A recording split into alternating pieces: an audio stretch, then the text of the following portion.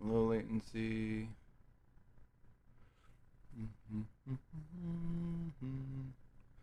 Test.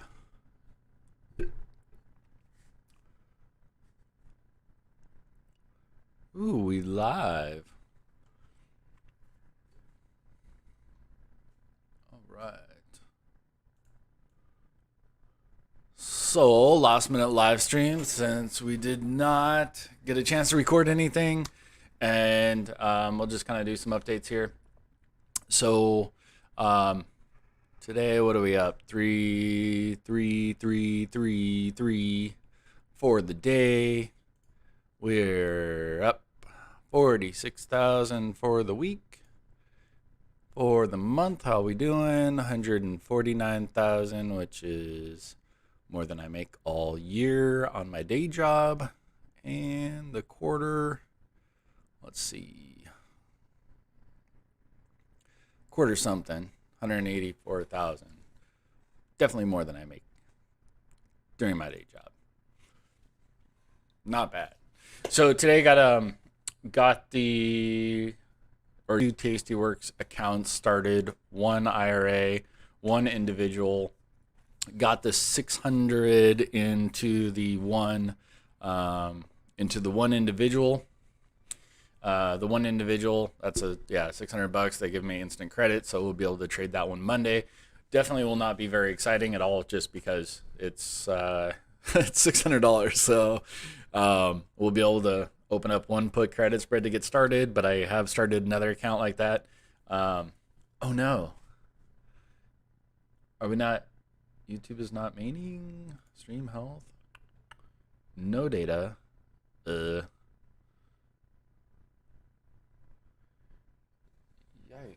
What's going on here? It's my Uh-oh.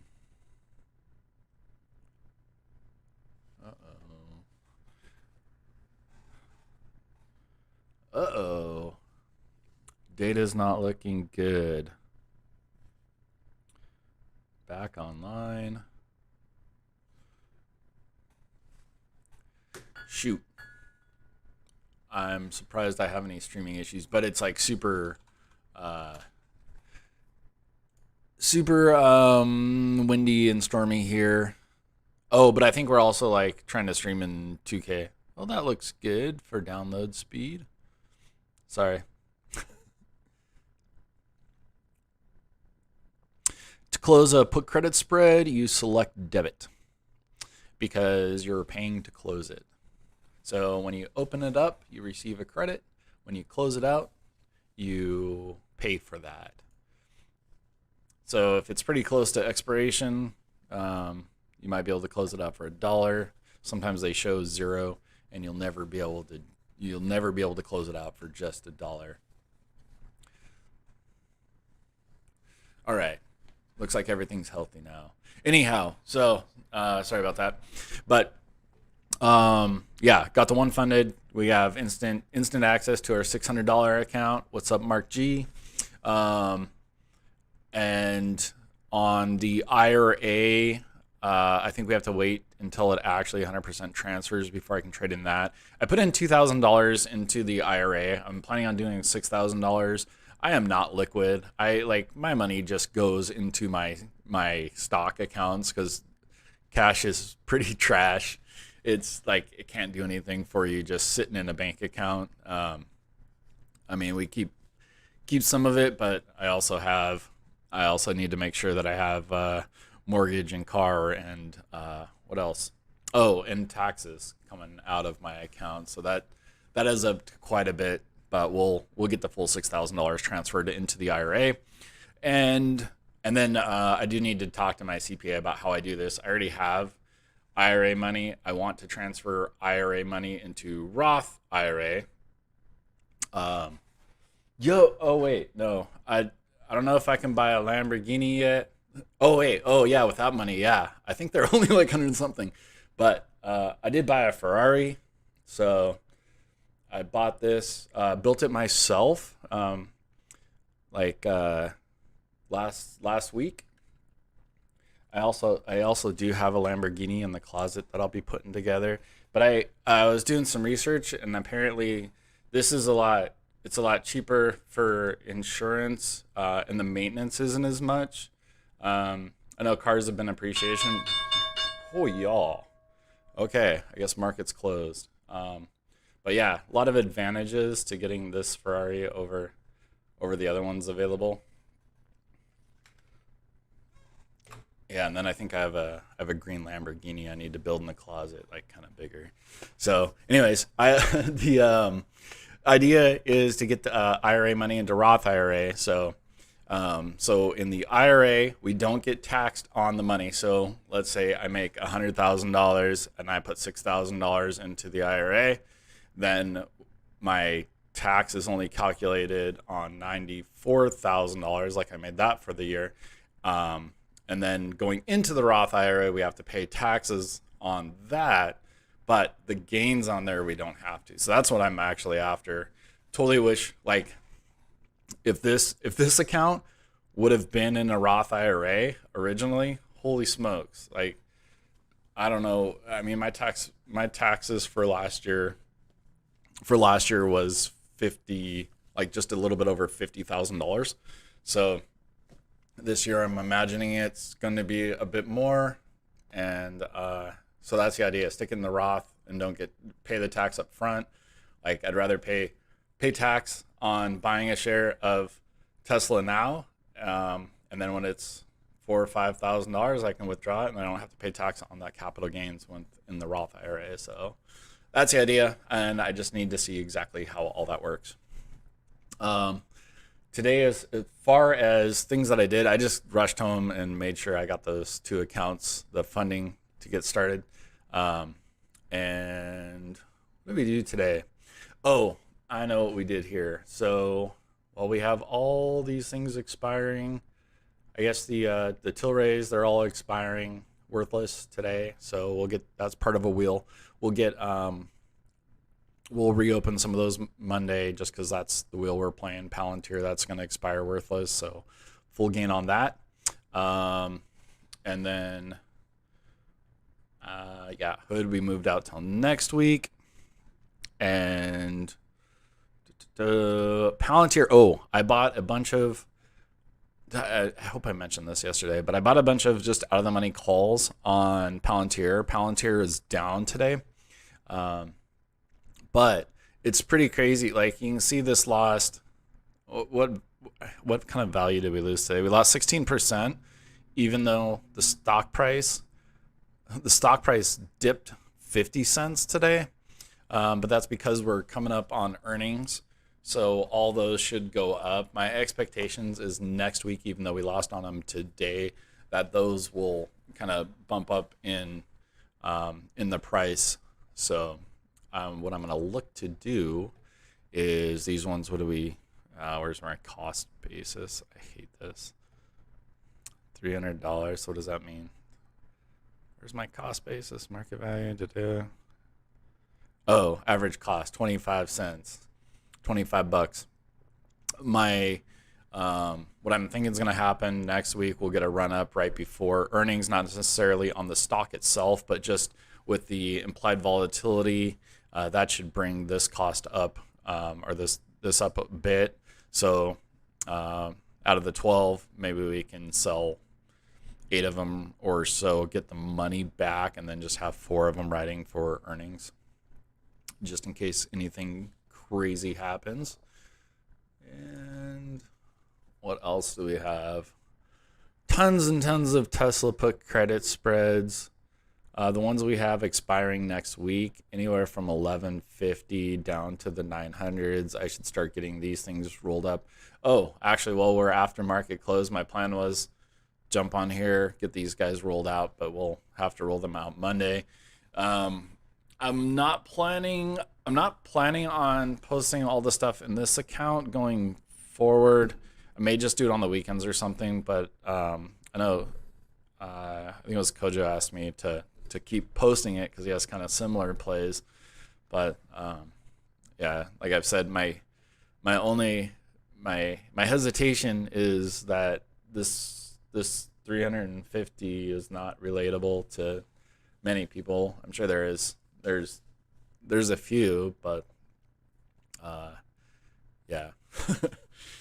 And let's see, we are this account actually. I did the math on it today. It's up. It was like 73,000% or something like that. So Monday, this account will be 1 year old. We started it November 9th, 2019. Had a little pullback today. Not exactly at that 420 level, but still doing okay. But the really neat thing to me always is we're up $3,300 on the account today, and actually I'm not sure where it ended, but that's even with Tesla being down 847. So we lost $2,000 today on our actual stock. Maybe going down a little bit more after hours. So we lost $2,100 on our actual underlying, but since the put credit spreads, we make money if it goes up, down, sideways. Well, if it goes down a bit, we still make money there. So, and that makes up for, this thing can do whatever it wants. I still feel like it's in the middle of some price discovery here. This actually, I guess we can do this guy. I mean, it's pretty sideways for today. It's actually, yeah, really since Wednesday, this is looking really sideways, which is nice. See some consolidation there. Who knows what happens in the short term if it dips a little bit, but I'm really thinking that was this is the price that should have been all along for the last several months, and I think people are just realizing it, and there's many people like me who just bought it and we just intend on holding it. I purchased another, I think, 10 shares. Where is it at? Yeah, we have 225 shares of Tesla now. And I think we had 212 or something just a few weeks ago. So been taking some of the money that we're able to collect off the put credit spreads and putting it into Tesla, just because I don't plan on selling those like 2030 or when I need the money for something else. And that's about it. Just got approved for my options in my Roth IRA. Bought some put credit spreads today on the Tesla pullback. Awesome. I love that, man. The fact we can do it in a Roth, man, I don't know why I didn't do it last year. It's like, I think somewhere in my head it's a little bit more complicated than it really was, and really it was a matter of 2 or 3 minutes setting stuff up in Tastyworks, and then they approved. They said 3 to 5 days, but they approved like 1 o'clock this morning. Got funds transferred today, so should be pretty good.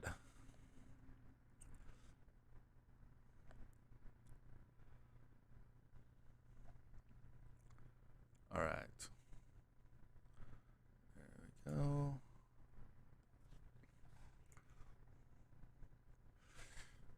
Let's see what this thing is doing after hours.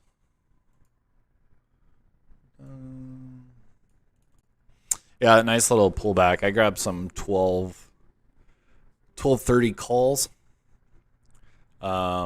Just a quick in and out today. What brokers do you guys use that allows options in a Roth? Tastyworks does. I don't know if any other ones do. I don't know if TD Ameritrade does. I know WEBULL has an IRA option. I'm not sure if it's a Roth IRA option, but Tastyworks. Use TD. They have it too.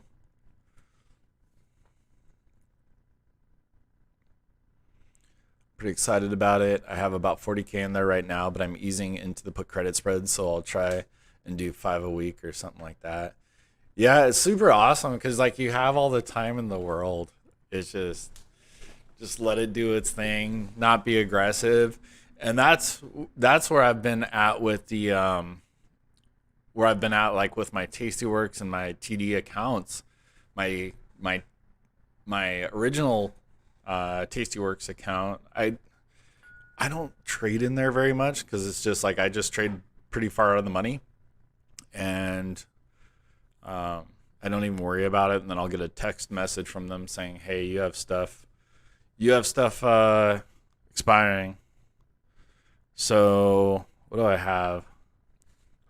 Yeah, in my other account, my Tastyworks, I have put credit spreads at what 930, 1,000, 930. So nothing really aggressive, not compared to the Robinhood, and I won't look at it for a while. My TD and then my TD Ameritrade is where I have that big fat leaps. I wish I would have got more, but that one I purchased the 850 leaps on Tesla for $850. I didn't even see what it's worth today. Let's see, where's the Ameritrade?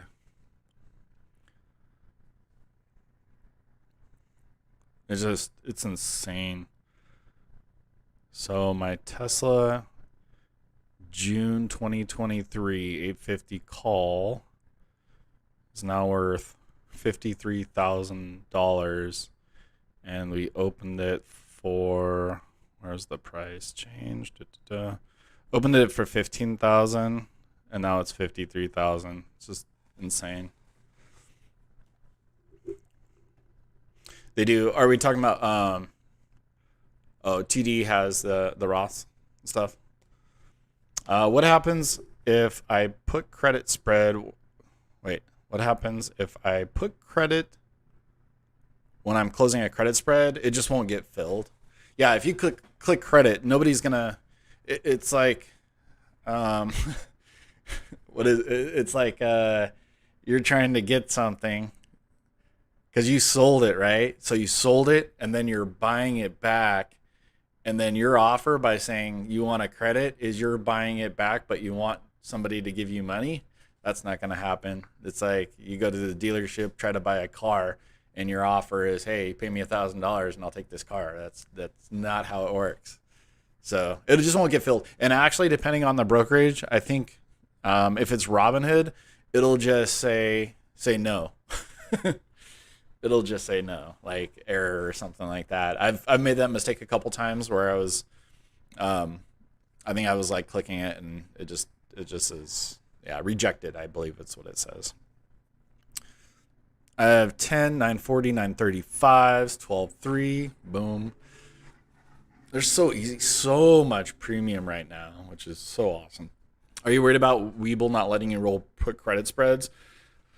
No. So yeah, this is part of the reason that we're gonna go with Tastyworks for the smaller ones. So I was comparing the two, and what really it came down to is, from what I understand, that you can't even open a put credit spread with less than 2,000. And since I had somebody request to do a $600 account, maybe that's where a lot of people are starting, and they don't have $2,000. It's not helpful for them. For me to do that. So, and then as far as rolling, when I thought through it, I had to think through it because I've just been so naturally rolling them out.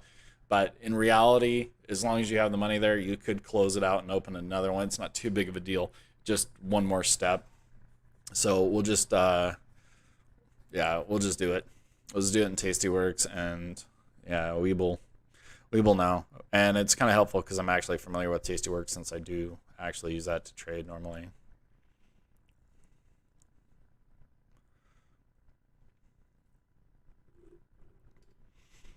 And it was like and I kept going back and forth, which sucked. I mean, the no commission thing is super nice. That's really nice. So if Robinhood ever allows multiple accounts, I don't know why they don't. For me, that's the way to go because it has it all. But in order for me, my plan like a year ago when I was going to do a small account was transfer everything out of Robinhood into TD Ameritrade. Just never got around to it. Well, part of it was finding out I basically cannot trade for 14 days, I think, or I can't remember if it's like 14 calendar days or like 9 business days or something. Because if there's any changes between what the new brokerage is expecting and what you have, then they'll reject it and you won't be able to transfer it out. and the other thing was like just close everything and move the cash. But then I'm dealing with the capital gains on like my shares and stuff, so that just didn't work out. But out of all the brokerages that I use between TD, I guess I did use WEBULL for a little bit, and that was just to buy and sell some stock. Tastyworks and Robinhood. I honestly think Robinhood is just the best. It's so simple to use. It's pretty fast, pretty intuitive. My issue is when I close for a debit on Robinhood, asks for a higher fill and then robs me for half the profit. Yeah, you can. So what I do, like if I'm worried about it, most of the time, I mean, I'm just doing other stuff and I just want to get filled really quickly. You can work your way up. So if it's looking like a spread, like, I don't know, between 10 and 30, you can start at 10 and then replace the order. That's the other nice thing is it's fast. Just replace the order, offer $11, $12, $13, $14, and keep going until you get filled. I'm glad you're doing Tastyworks. I've been waiting to see how you get in and out. In and out, it's seems obviously a bit more complicated than Robinhood. Yeah, it is. And their mobile app keeps changing a little bit. It's gotten a little bit. It was like better, which I thought it was like a little bit easier for a small period of time. Now it's getting a little bit weird. At least I don't have to put up with the Robinhood every time you go switch between buy and sell. Essentially getting like reset back to current price, which is frustrating. I bought out of the money 450 call leaps on Q's. Nice. How much do those cost?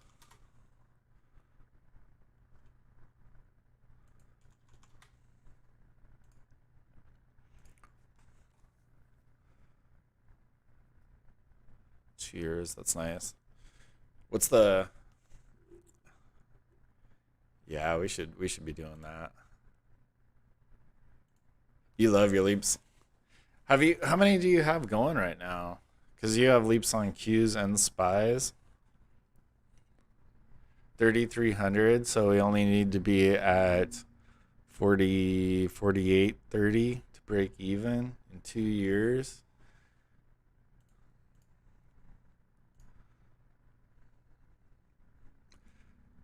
That seems easy, no brainer. It's funny, like I love those things, but I guess maybe I kind of get addicted to the actual trading and kind of making moves and collecting stuff. Are you gonna sell against them too? I can't remember if you do that.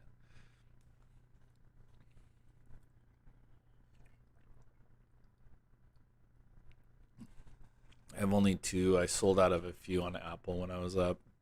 Did you sell it when I was like up at 55 a little while ago?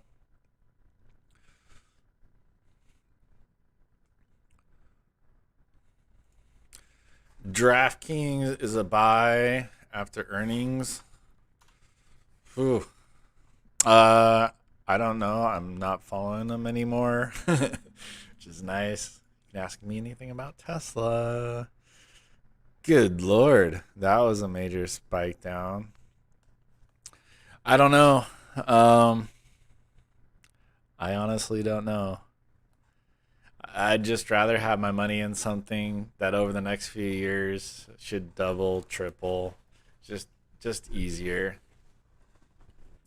I mean, it's definitely not a bad time at that price.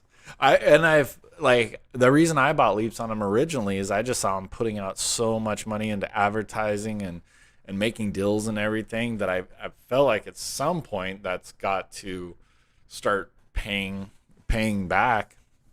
What was their how was their earnings anyways? It was hey, move that 111. So they beat earnings. That's good. But so like for things like that, the problem is like all I have with DraftKings right now is I know what they do. I can see what their earnings was, but like if it was something I was interested in, I would take the time to listen to their earnings call Like that's so huge right there, and just kind of see what they're saying. And I don't know if you did that, but before you go kind of heavy into something, especially like just a particular stock, like Q's and SPY is one thing, but I think you should be able to tell me that or make a case. Say, hey, I think it's a buy now, and this is why. Like you need a thesis on it, and just because there's a dip on a stock, that's not a good reason to buy unless like you've done your research and you feel super strong that it's going to be worth $80 a share. The revenue is going to increase, whatever your thesis is for your year out or 2 years or something like that. Do you ever get worried about having a lot of your plays being on Tesla? Nope, I don't. It's I like the common thought is don't have your eggs all in one basket, diversify, and all that stuff. But Tesla to me is kind of like a few things. One, like I watch and listen to every stitch of news part and piece of it. I don't know any company better than this. Like I know Tesla better than the company I work for probably as far as where they're at like 2-3 years from now, what's kind of in the pipeline. Um, I have full confidence that in years, and it's years, that it's going to be $3,000-$4,000 a share and higher. I don't know when that's going to happen. I don't know what the near term is.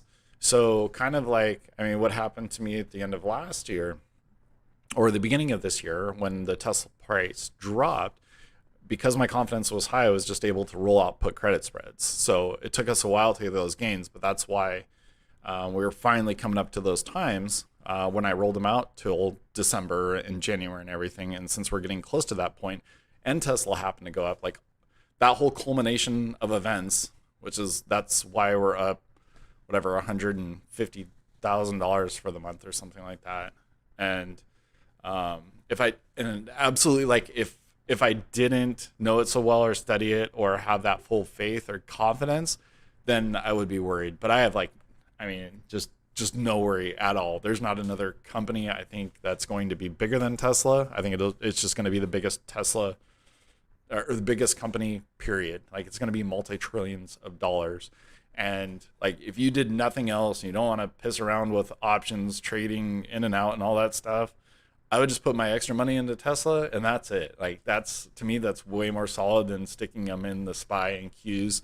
And part of this whole kind of journey for me has been getting some of those cliche things, or what, Warren Buffett says. Yes, he's good and he does what he does, but just because he made a lot of money doesn't necessarily like mean that is the Bible to me. And as soon as I've really been able to excel after I stopped making any of my trades based on what other people said or like FOMO or anything else, and when the plays were my own, that's when I really got successful with my trades. How do you go about keeping current on the Tesla pipeline and news flows? I Twitter, like I follow certain accounts, so that has a lot of breaking stuff on it. Where else do I hear about it? I guess just the news tab if I ever want to, but I research so much into it that on my, I don't know like what Apple does, but like on my little Google, what is it called? I don't know, when you hit is it Google Home or whatever, they just have like a feed. Like I don't use Facebook or anything, but you just have a feed. So anything Tesla related news wise is always right there for me, and I can read about it. And then if there's a period of time where I'm not playing or not paying good enough attention to it, I can watch some recap videos. So Tesla Daily with Rob Maurer, he kind of goes through the day's news every single day on it. And there's a couple other streamers or YouTubers that do it, and they just like, here's the news. I don't really like too many more of them because Tesla Daily, he just really kind of hits the points, gives his thoughts, and done. some other ones I've seen are kind of annoying. And then I also like the Tesla economist, who comes up with his own valuations and everything, kind of runs through those. But just all those things, and it's just like anything, something you're interested in, and like Google hears and sees all, right? Like as soon as you're searching it, they probably know I have Tesla stock, so all that stuff pops up. Yeah, and then yeah, I think that's about it. Twitter's actually pretty huge though. There's a lot of people that are like on top of any little thing that comes out. Let's see. I try to do okay.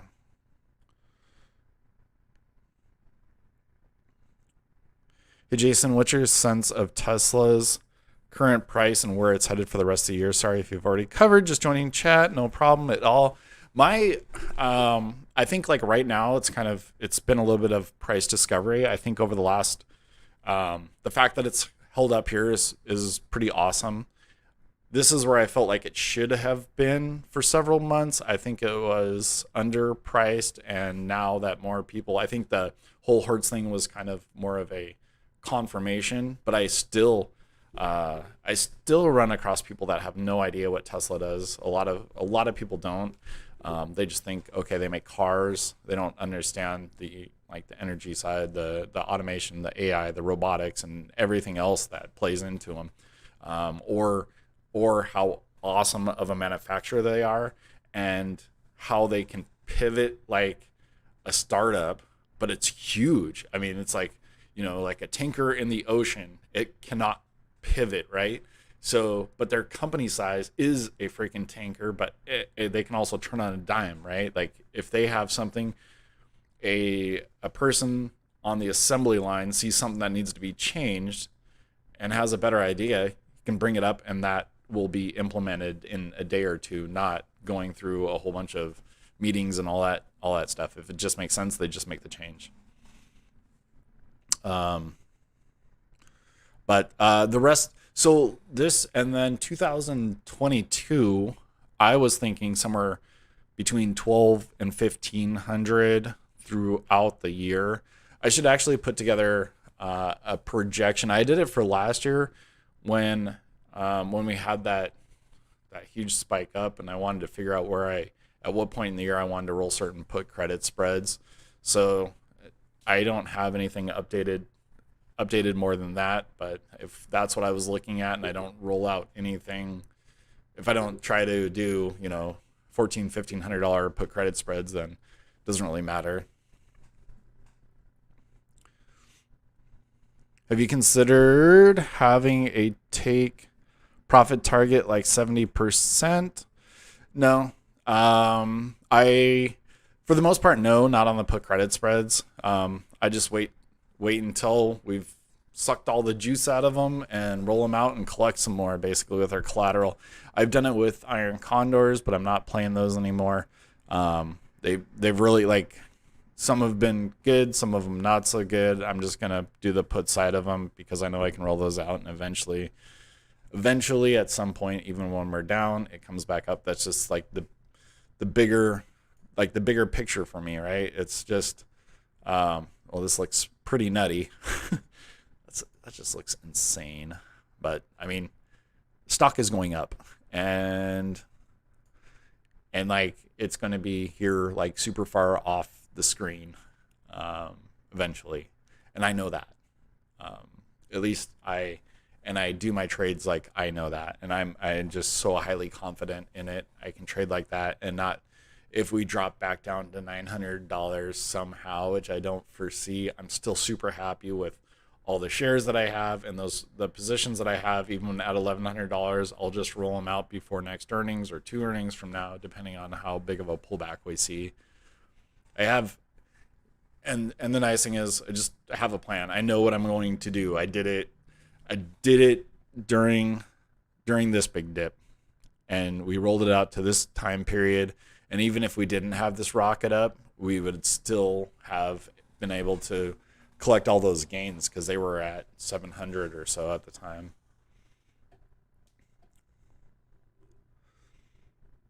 It's all about putting your eggs in a basket, then monitor it and not get distracted. Yeah. I know that's definitely not the conventional thinking at all. But I mean, it's not like, I kind of think of it like somebody going all in, they start a business or something like that. They quit their job and they start a business, and that's how people are successful. It's not by like, I'm scared, I don't really want to do this. And it's like, this just becomes easy for me to be so highly confident in the company. It's not a matter of if, it's a matter of when. They have two factories coming online. They have the factories that are going to be producing the batteries that's going to lower their costs, and they already have like double the industry standard of margins on their vehicles, and they literally have, it's three cars. They have three cars, right? Four. Sorry, they have four vehicles. That's it right now. So, going forward, it's like when they have 10, 15, we already know some of them, but they're going to have more, and nobody is even close. And that's another thing when I hear things like, GM or Ford or whatever, and they're like, "Yep, we're gonna catch them." No, no, you're a behemoth, and you need to pivot, and you're just silly behind, especially when it comes to like AI and the like full self driving and everything. Like, everybody's behind.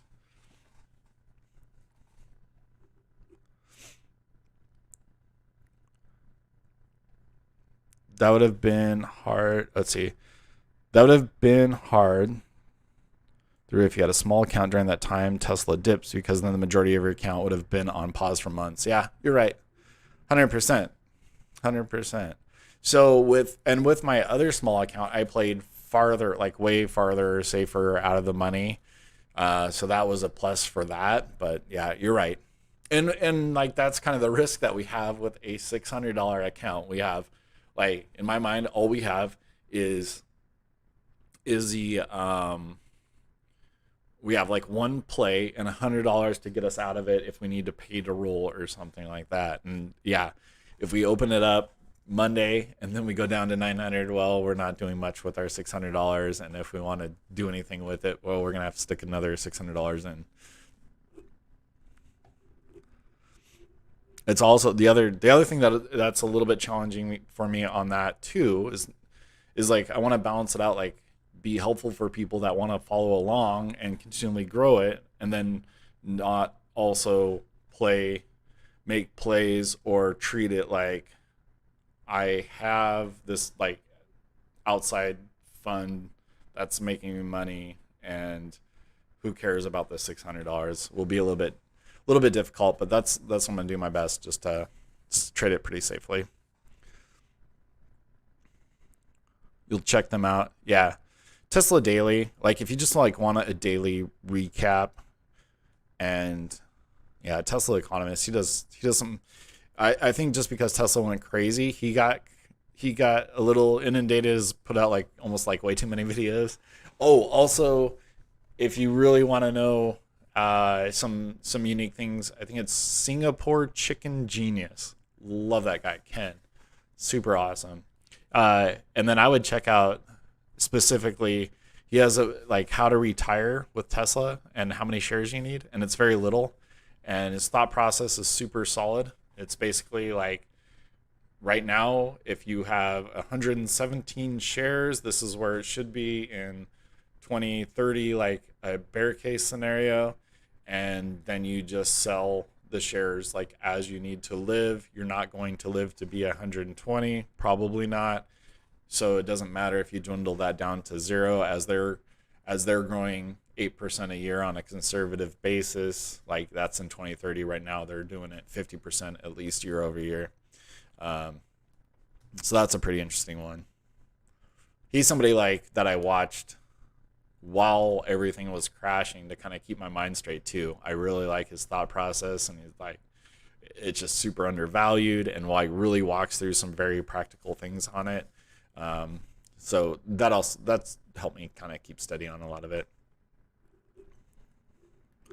I agree that outside information is distracting. Most of my bad trades in the last few months have been trying to follow someone else's.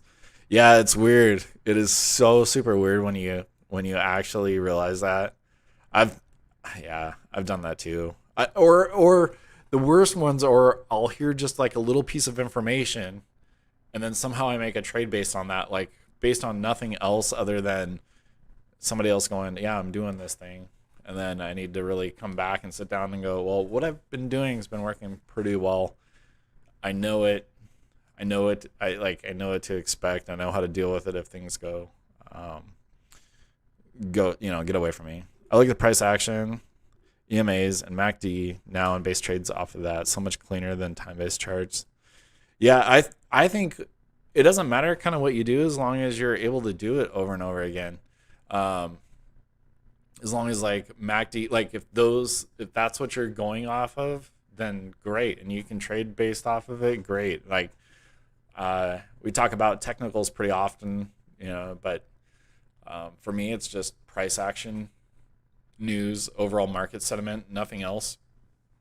I don't think I need anything else. I haven't really. Most of the other stuff has not been helpful for me long term.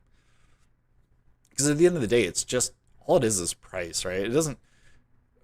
Stock reacts based on how well the company's doing, but it doesn't really equate to any particular valuation. So, what's up, Steven? Happy weekend. What was the last one again? Singapore. Oh, I think it's Singapore Chicken Genius. Let me find him. I'll find him for you. He's great. Like minimalist, retired.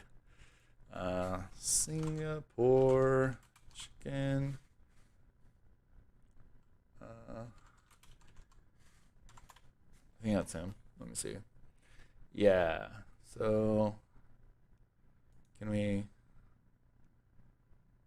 copy the link address? Is that what I need? Yeah, there you go. There's Singapore Chicken Genius for you. Just got home from work. Awesome. Me too. Short day since Fridays are half days for me. Actually, I'm taking every Friday off for the next few weeks. Maybe I can actually stream during the day, which would be pretty fun. I find that Tesla trades super stable by comparison to other FANG stocks. And they probably are. The only thing I don't know, like I don't follow the other ones quite as much. Like I don't really know what moves the moves Amazon around or moves Facebook around or any of those things. Like sometimes I'll hear the news, but I'm just not on top of it as much. So I mean, also with a full-time job, you can only pay attention to so much. You can't be an expert in everything, especially with limited amount of time. And that's kind of why, that is why I trade like I do. And I've pared it down to just Tesla. Now I just have to pay attention to one thing and then tell Steven, buy Tesla, hold it, sell 2030. Like that's the easy thing.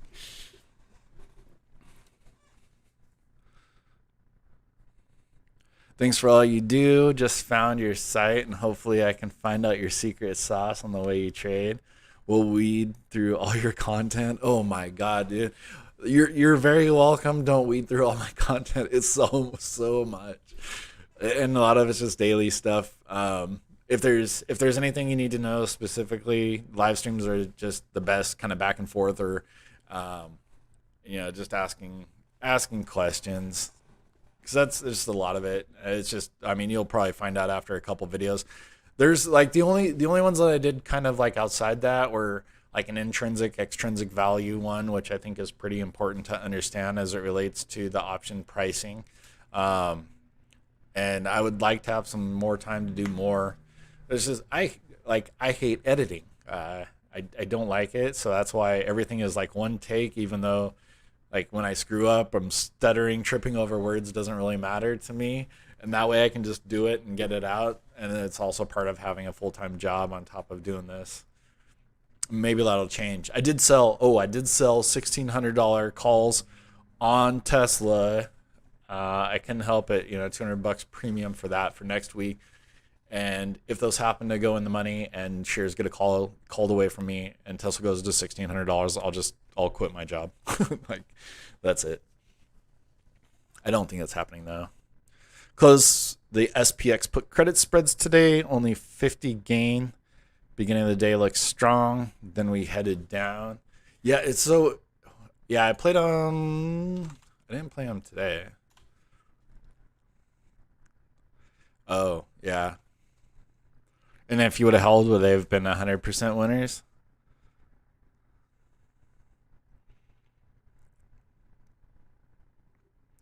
Closed Nvidia for $1,700 gain and Tesla 110. Not a bad day. That's an awesome day. Why go to work? Nvidia, I just kept hearing it, but I didn't see it. How did they end up? Jeez. And that's all like kind of metaverse related, right? From what I understand. Where's Lucid? Lucid, that's pretty crazy. Lucid's been nuts. They've just been running. Super, super speculative, I think, on Lucid. They've got a long, long, difficult journey ahead of them. And I think it's going to be great for trading short term. Long term, I'm not, like, I wish them the best, but they got they got their work cut out for them for sure. But I also think they did it right. They weren't trying to compete with Tesla, which is super smart. They're doing their own thing, go for that high-end luxury that Tesla's not really capturing. I mean, if you've been in a Model S or X, they're nice, but they don't feel like Lexus or Mercedes nice. And I think that's what Lucid's trying to do. I haven't really watched too many of the videos. I think I should probably check some of those out. But even though like super nice car, I know their management is super top heavy, and they're going to have just a rough time over the next, the next 3-4 years. And I think even before they're profitable, it's going to be 4 or 5 years. But that's kind of normal for any startup, anything getting started. Singapore noodles. I love Singapore noodles. I haven't had them in a long time though. But no, not all-time highs. It was $64. I remember it was like, I don't know if that's like when it spacked. 64.86. That was the all-time high. Um, and that was another thing that they did that was super shady. Like it spacked, ripped up, and then what did they do? They had set their deliveries. They were like, this is what we're going to do delivery wise, and I can't remember the numbers.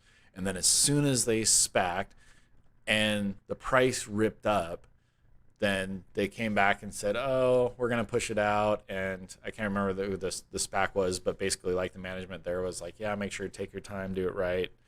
It sounded like an excuse. And it was like, yeah, you knew that 2 days before you SPAC'd. You did know it.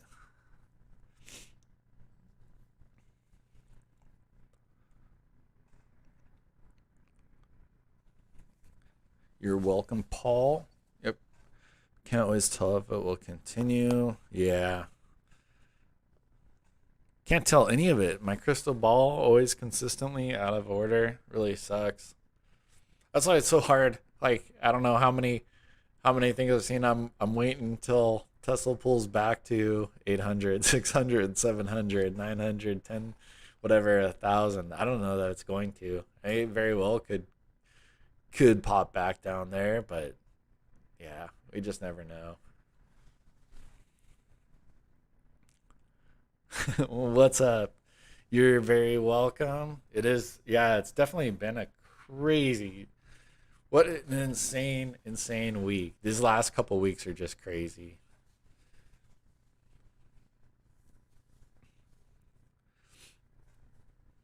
You see the metaverse on Facebook?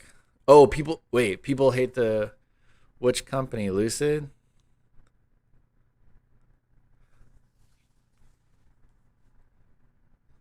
I'm I just haven't used Facebook in years. It's like I don't know. That's kind of why I don't like TikTok or anything. It's just it's a waste of time. And so I guess like when the average wait, oh, people hate Tesla for what? Oh, because it's like eating into their GM stock or what? Oh yeah, they're jealous. You should post some of this stuff. Like you should post some of the stuff. I'd be curious to see why they hate it. Oh well. I guess like the better you're doing, the more haters you collect, though, right?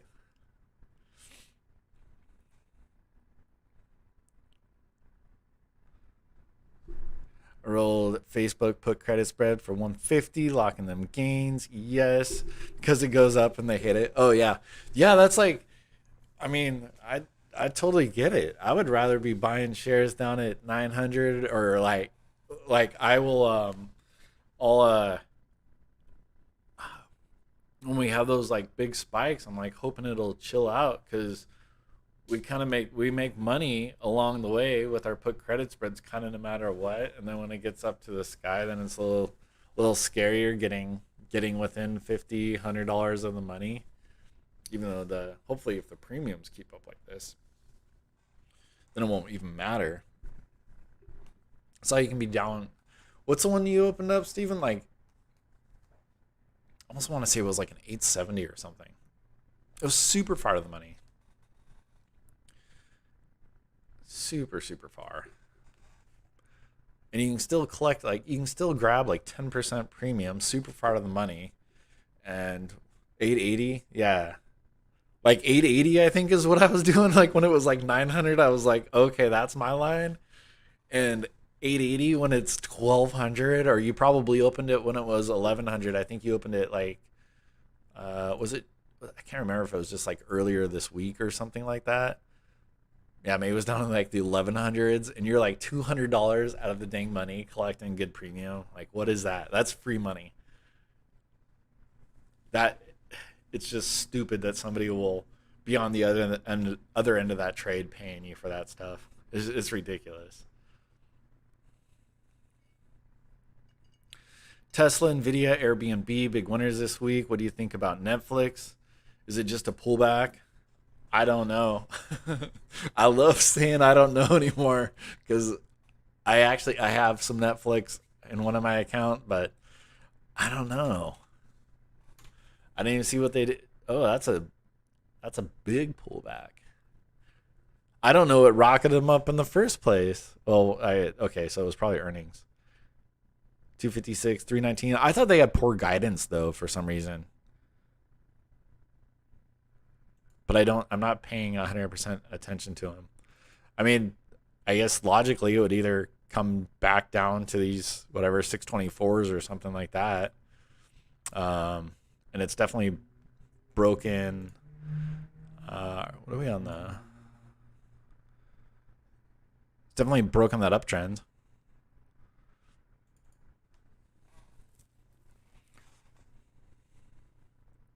It's looking at Netflix too.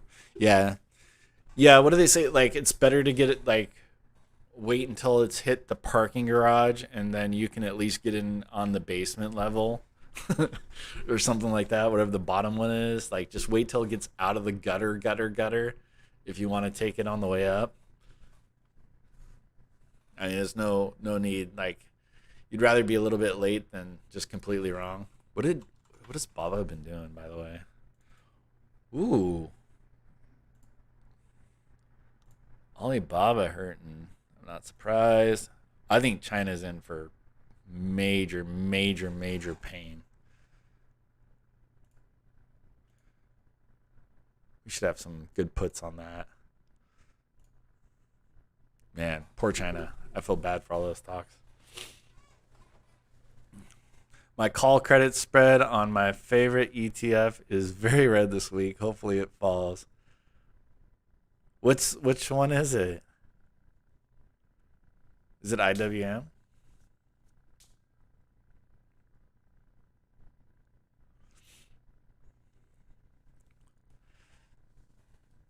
Man, Did I see? I thought, are they? I think they're having earnings, but I also saw that like I can't remember what it is, like Lover's Day or something like that. They're not doing what they used to do, and China's basically telling everybody to load up on essentials. I know they're having power outages. Um, that's yeah. I really need to put together that list in case anybody's curious about China stuff, like kind of from an inside perspective, because it's like I think they're going to blow up worse than 2008 around what we happened with the housing crisis. I think it's going to be worse. It's terrible, and it's a huge facade in the first place. I wonder how I've got to check out T T TG TG again. See how he's doing. Dude's all in Alibaba. Steven told me about.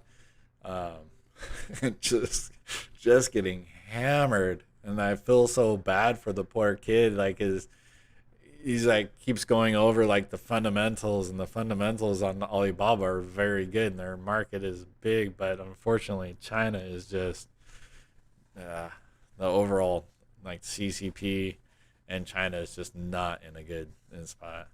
Oh, TNA, yeah, yeah, yeah. That's right. You've been playing those things like forever, right? Just in that, like playing the same thing over and over and over again. Because it was just, yeah, 70. Because I thought you were playing like 75s or something like that. Dang. That is a huge rocket. China don't like companies. Yeah, China doesn't like a lot of things. China doesn't like oh, good lord. They don't want anything that represents or even closely resembles capitalism. They don't want they're like getting rid of all their like pop stars, singer stars. Now like I think it's like illegal for I don't know if you've ever seen some of the like Chinese or Korean bands, like the guys like that'll wear like eyeshadow makeup or whatever, and kind of look a little effeminate. Like that's just totally banned. It's banned in China. Like guys have to be men, and let's see that, and they're just like getting rid of any kind of like idol people because they don't want the population to look up to like movie stars or whatever influencers and stuff like that. They want the influence to be the Chinese government, the CCP. So getting rid of all that stuff. BA, oh my gosh, so many things to look at. I don't know. That looks like a good pop up, but I don't know. Looks like that might be coming back down, right? Because that's just. Oh, come on. Give me a. There. That can't be good. Poor Boeing. Poor Boeing. Actually, my girlfriend bought Boeing at like $100 during that huge dip because so many of her clients work for Boeing, and she had never bought stock when it was up here before the pandemic, and then since I got super into it, she did, and then bought a bunch of Boeing at like $99, something like that, $100.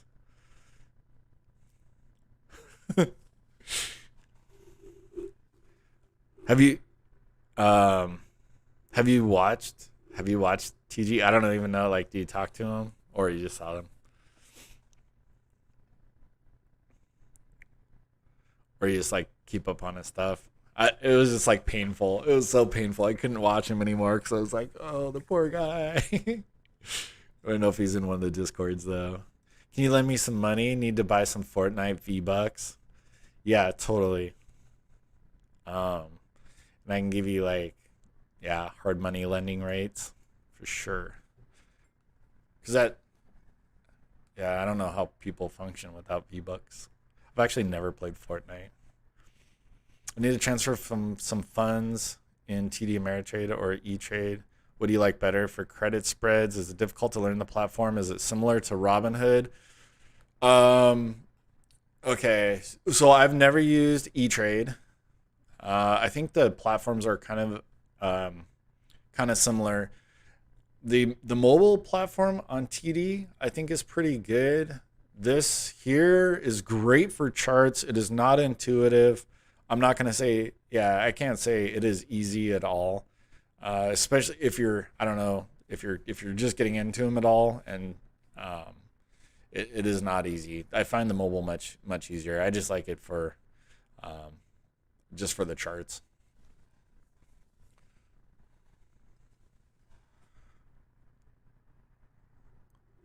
What platform are you using?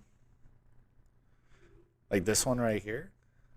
I'm using, that's TD Ameritrade. That's a Thinkorswim, but you know that.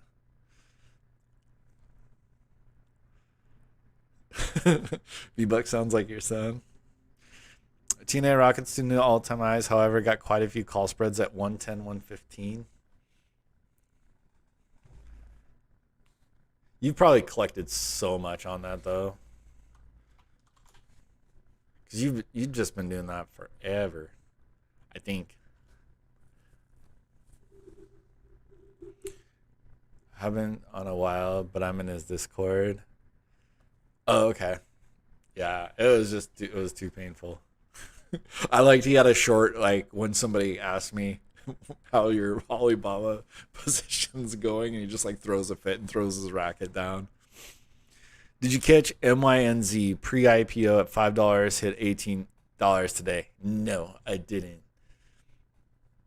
I looked through a lot of the IPOs, and I there was like one I was thinking about getting into, but for the most part, no. Oh, it's a beautiful chart. Oh, it was probably, did it get halted during that $18?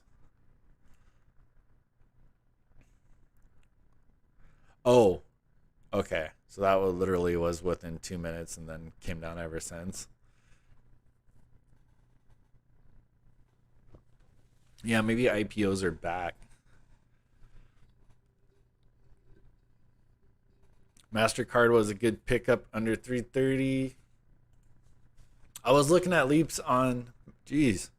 Yeah, I was looking at leaps on MasterCard a little while ago before I decided I wasn't going to play anything else but Tesla. But MasterCard's pretty solid. I'm just not sticking my money into anything else. Like I have my ones in M1 and stuff where I, have some diversity there, and I have my Coca-Cola and stuff in Robinhood, but other than that, all my extra money will just go into Tesla. Like, why not? Even at 1,200 bucks, 1,300 bucks, it's a bargain. It's a bargain compared to when I need it. Someone explain what Discord is and where I can find it. Yeah, messaging app. Um, I don't. There's probably a link in my description. I don't even know how to look at it. My VA does that stuff. If it's not there, then it would probably be any of my videos. Like if you look on them, like a day or two older.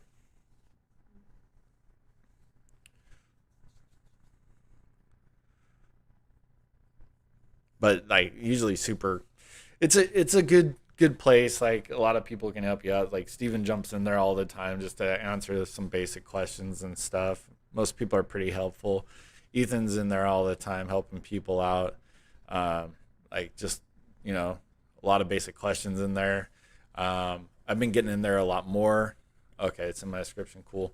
Um, I've been getting in there a lot more lately, but it also depends like how busy I'm at with my day job and other stuff going on too. So I got filled for the pre-IPO price, but only 1/10 of the shares I applied for. Yeah, didn't they say it's like random now or something? Did you get a sell? Did you like what'd you get? Oh, instead of 23K a day, it was 2.3. Oh, did you? But I thought like, well, if it was on Robinhood, aren't you required? Don't they like make you hold them for 30 days or something like that? When I was looking at one of them, it was like you were agreeing to do that. Yeah, and Ethan, you're super on top of like helping people out too, which is cool. Like when I look in there, somebody's asked, you've already taken care of them. What do I think about PayPal? Um, I use them. I my VA, I pay her with it every so often. What does she bill me every couple weeks or something like that? I don't know. I don't know what their future holds, and they've taken a little bit of a dive. Yeah, I'm probably gonna become more and more disconnected from even like the bigger stocks, as I really don't care too much um, about most of them, except for the ones I hold: Tesla, Palantir, and SPY and Nasdaq, and that's pretty much what I need to know, except for listening to news.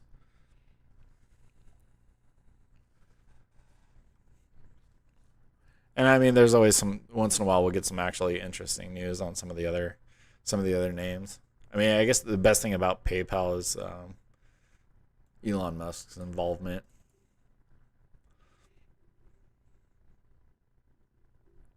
Oh, okay. So WEBULL 10K,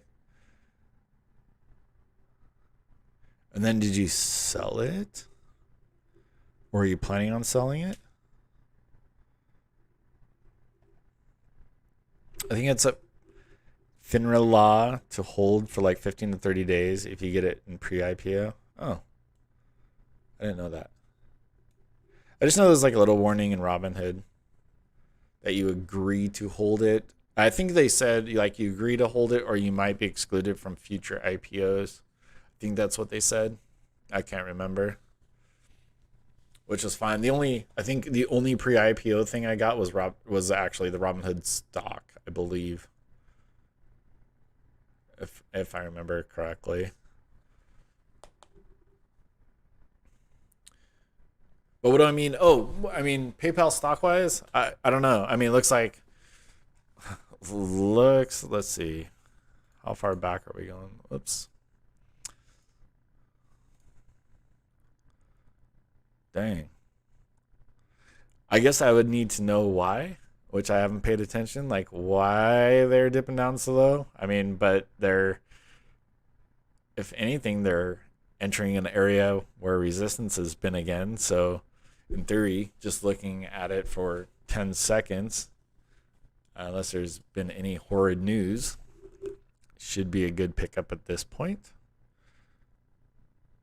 Last earnings.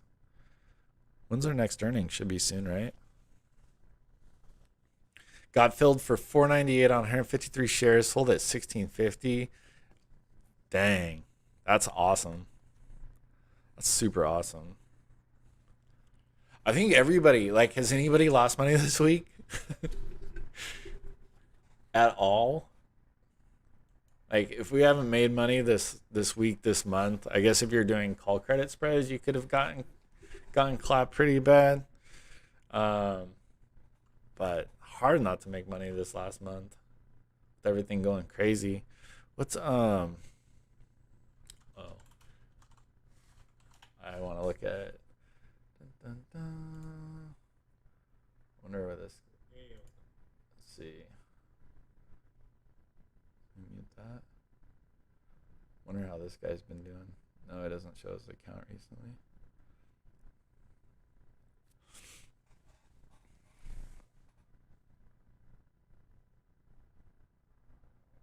He's like on the Weeble train. I was looking at the tech conversations after we were talking about it last week. Wonder how his account's been going with all the turn 100 and $2,400. But I guess we're gonna try to turn $600 into something, but not overnight. Like if we can grab what 15, if we can grab like even 15% premium, which is quite a bit, it's going to take us uh, six, no, five, yeah, it'll take us like 5 times 10 weeks, maybe 2.5 months, depending on what Tesla does. Like if it goes up, it'll be a little bit quicker, but 2.5 months to probably double it. But then once we get enough collateral to start opening 2 or 3, then we should be able to, should be able to, should be able to start getting up there and to kind of multiply things for sure. Clapped. Yep. Trading. Yeah. I got a couple of his songs on my playlist too. What Discord did I say you pop in? Oh, I think that was Steven. He pops into TG Investing's Discord. He's just like a Alibaba. Um, he's like a Super Bowl Alibaba for no real good reason, and I don't know how old he is. He's pretty young, and he's kind of looking at it. He's kind of looking at it through this like little hole, going, okay, like these fundamentals are good. Charlie Munger bought it, but not zooming out and seeing the bigger picture of what's going on economically to China right now, and how brutal the CCP is with it. But it's TG Investing or TG Investments or something like that. He has a YouTube channel. Steven was talking about it with me. He was like, because we were just talking about Alibaba, and he's like, yeah, my poor man TG is getting like beat up on it.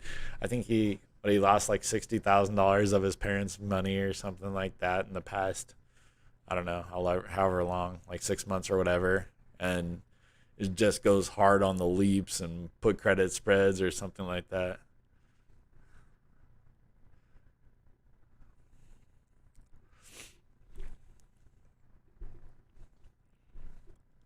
So, but we're all like sad.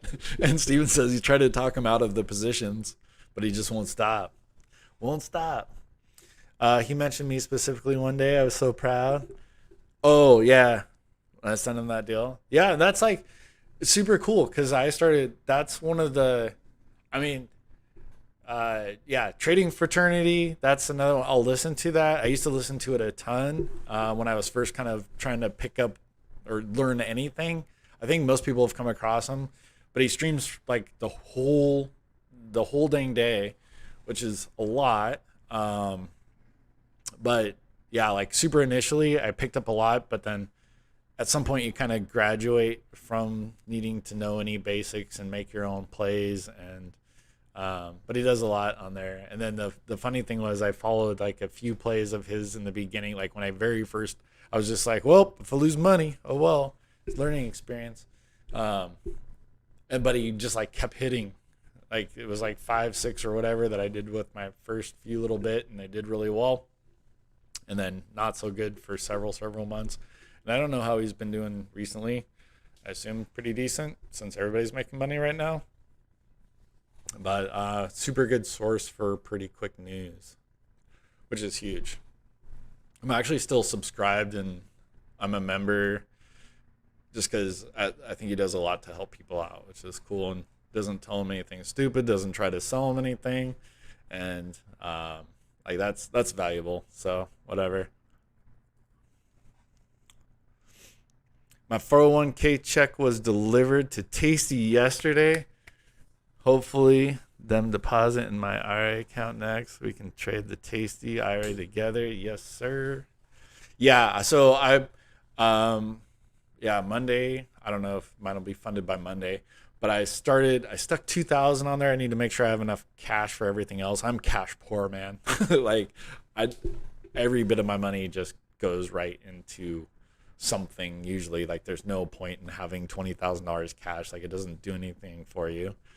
And they always say, oh, you need to have this cash backup emergency. Well, I don't know. I have credit cards, and it doesn't take very long to close the position and transfer the money to my account. So whatever.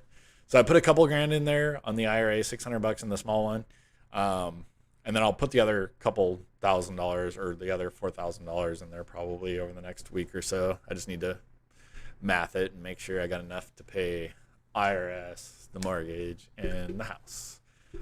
I think my check should be enough for that though. Actual like real life paycheck. Stock I played yesterday was Pets. Bought the dip at 112 and eventually a high of 830. What? Yeah, I bought 1230s today, 1230 calls just expiring today on Tesla.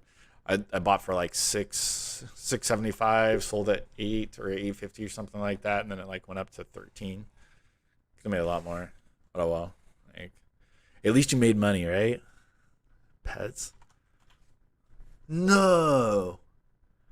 What? Oh, and Webull let you do the after hour stuff. That's insane.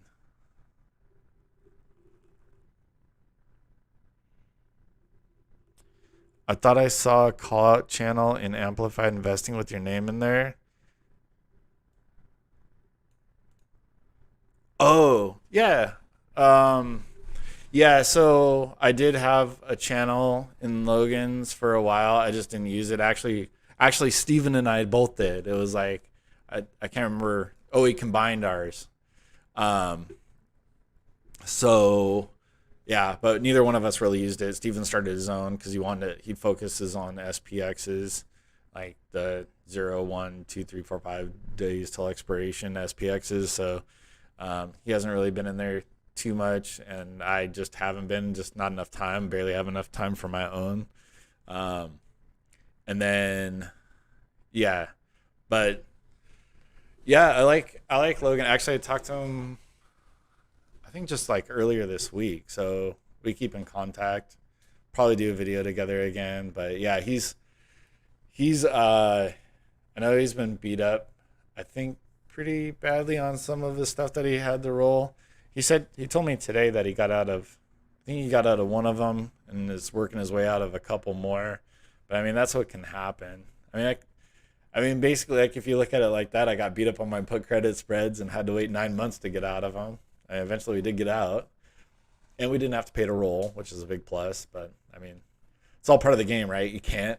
There's no way if you have an expectation to win, win, win, win, win, win, win. It's not happening. Like at some point, we get a pullback. Some point, we do get beat up, and it's all part of it. It's just like controlling it emotionally when you're down and realize that's just part of the process. It's just an oh well, you know. And it gets easier and easier every single time. Where's my, do I still have my, wonder how we ended up on my Robinhood.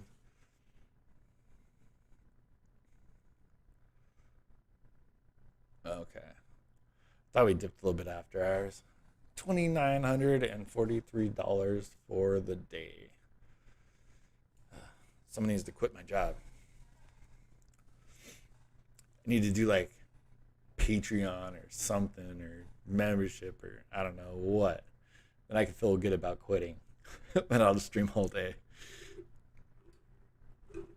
Let's see. The other wild stock after hours was EVAX, ran 10x in 7 minutes. Oh, BBY. I heard. Yeah, I saw somebody tweeting that today, but I didn't see what they actually did. Okay. Yeah, 10%. But that was nuts. Meme stocks. Dang. 16, 32, 100%.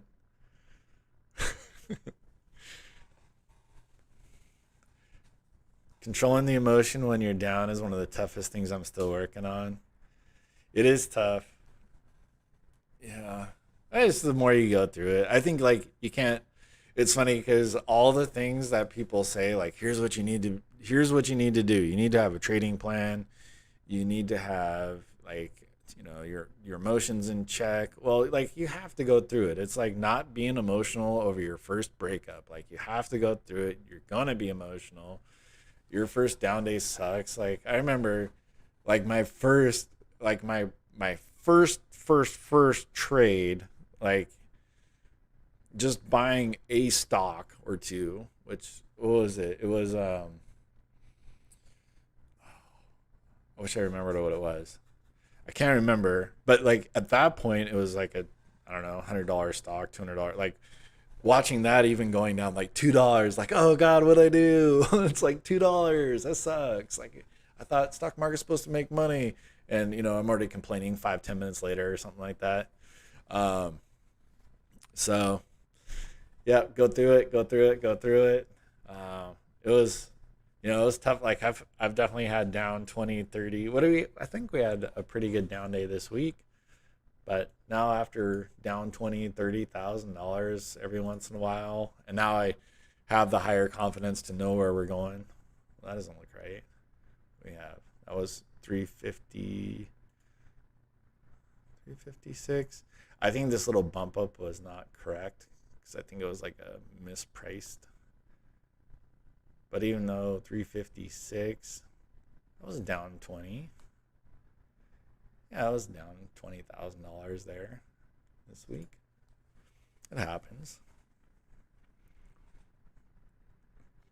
My fund for the IRA is only $38.80. That's enough.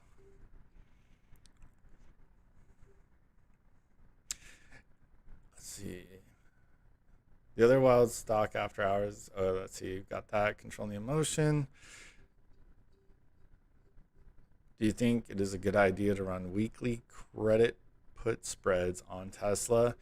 No, not like if you want to do it, great. I would be super far out of the money. See, the one thing is that you really have to understand, like as far as what Midas strategy entails. One is giving yourself enough time to be able to manage things if they go against you. Tesla has moved crazy, right? $100 in a day. So if you're close enough to the money where you're collecting decent premium and it happens to move against you, you need enough time to be able to roll that thing out. And if you're starting out only a week long, if that move happens the last day or two, um, you can lose 100% of it. Where if you have more extrinsic value, you're starting 2, 3, 4, 5, 6 weeks out, like you probably should be, um, then you have time if it goes against you.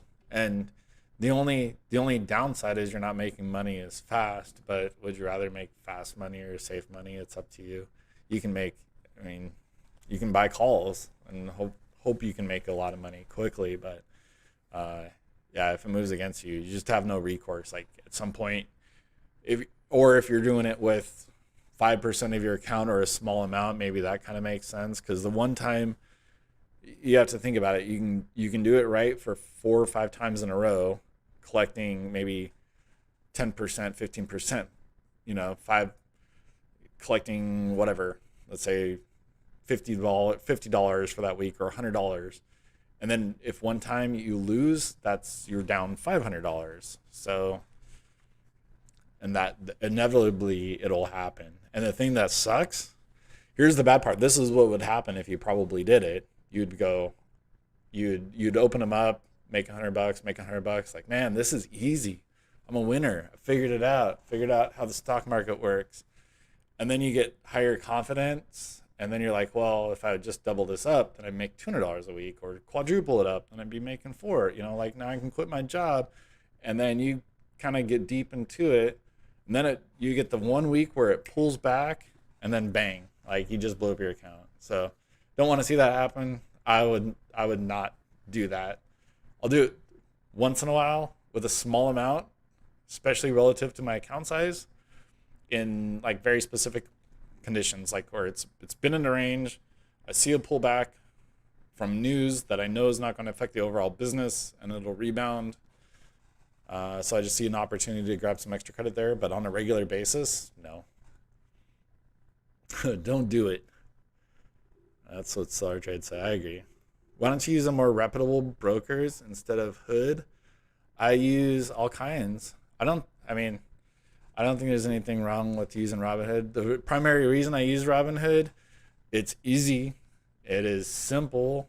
I can make a trade in the matter, like from the time I unlock the phone, when I'm on autopilot down the freeway, I can unlock my phone and make a trade within a minute or something like that. None of the other brokerages have anything as clean as Robinhood at all.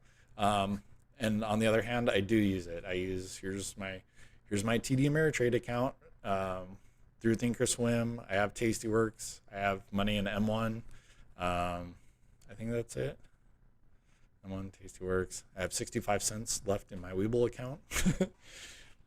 So I don't see any. And then and Robinhood kind of offers it all, right? Like no commissions. You can roll. You can trade on margin. The only thing you cannot have is multiple accounts or like a business account or IRA. One day they'll open it up to that. I'm sure that's going to be huge. What is your opinion on leaps? Should they be deep in the money? What is your strategy on them? Also, what do you use for stock market news? Thank you again for your channel. It's amazing. Thank you so much. Leaps, they're great. I mean, if you wanna set it and forget it kind of thing, then they're awesome. And just taking advantage of pullbacks, they're great. I mean, it's less risk than buying 100 shares of the stock. So they're just another tool. A lot of people use them. I use them on Palantir every time when the stock has a good sized pullback. If after earnings you happen to pull back, I'll buy some more $20 leaps. And also depends on what the stock is, like in the money, out of the money, or where it's at. It has to depend on your thesis as to where the stock would go. Like the common idea is to buy them at like a 0.7 delta. So that's pretty in the money, 70% chance of it staying in the money. So good rule of thumb. But like my Tesla leaps, I bought out of the money because in my mind, there's no question that by 2023, June 2023, it was not like, I know it's going to be over $1,000 at that point. And when I bought it, Tesla was at 600. So I bought it $200 out of the money, which is why I only had to pay $15,000 for it. Where in the money, I don't know how much in the money one would have been at that point, but a lot more, and still had super awesome upside. Do you have access to FSD yet? No. So I kind of stopped monitoring my safety score. You have to be like at 100 or 99 or 98 or something like that. But it is just damned impossible in the Seattle area to get like a 99 score unless you have to drive like you're 100 years old. And even with then, sometimes it'll like ding you for certain things, like following too close or like a forward collision warning or braking too hard. So to go down the freeway or even like streets in Seattle, you're just going to be in that position. Let me see what my safety score is now. Oh, yeah, ever since I stopped carrying so much, now it's a 93. So I am definitely kind of probably low on the list to be able to get it. But I mean, that stuff is all going to be cool when it comes out. But even with the access that I do have with the what do they call it? The autopilot, I guess. Autopilot's still pretty awesome. Just on the freeway for all my driving that I do. Thanks, man. I appreciate the advice. You're very welcome. And these are like one of the things that look good. They look good, and it's a work until it doesn't. And where put credit spreads can work until it doesn't, which has happened to me. But with the time, at least we can do something about it. Without time, you can't do anything about it. That is our only advantage in reality that we have. Like when we're playing these, whatever statistical probability of a win that we have, usually our reward is relative to that. So your gain should be pretty flat unless you have some kind of edge, and your edge is going to be either something's going to happen, or you're just like playing very high probability thing, eking out a few extra percentage because you're playing so far away. And the third is management, and management is what I take advantage of. That, and I guess just my bullishness. Like, I knew where that stock was going. That's also why we've just been accumulating shares as well.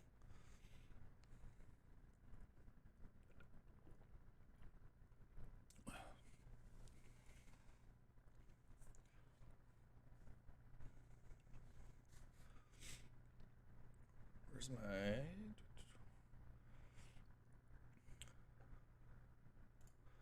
If there's any other stuff we want to go through that we have. Palantirs. Let's see. I think I went through Palantir stuff. You down on fun? Why? What is fun doing? Ooh, 49.50. I might lose my Cedar Fair shares. Oh no. Kind of would be sad about that. I can lose my Gap shares. That's fine. Hawaiian Airlines. Is that 19th? Probably need to get those ruled out.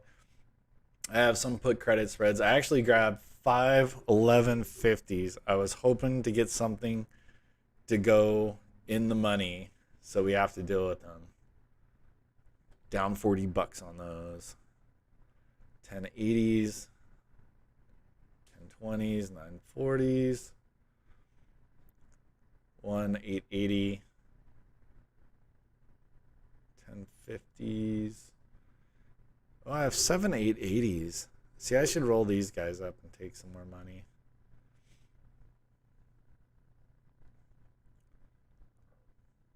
MGM call that I'm super down on. This is the downside of selling covered calls like this MGM one. I just kept rolling it out and kept rolling it out, but MGM went up faster than I could roll it out and collect money for. But that's okay. We'll just have those called away from us. I have one Neo put. That's not doing well. Should do a 0 on that. I have 40 now, 1,990 put credit spreads expiring in January. $10,000 left to gain on that. Oh, my two $1,600 calls, which if they go in the money and I get my shares called away, I will quit my job. Sorry, boss.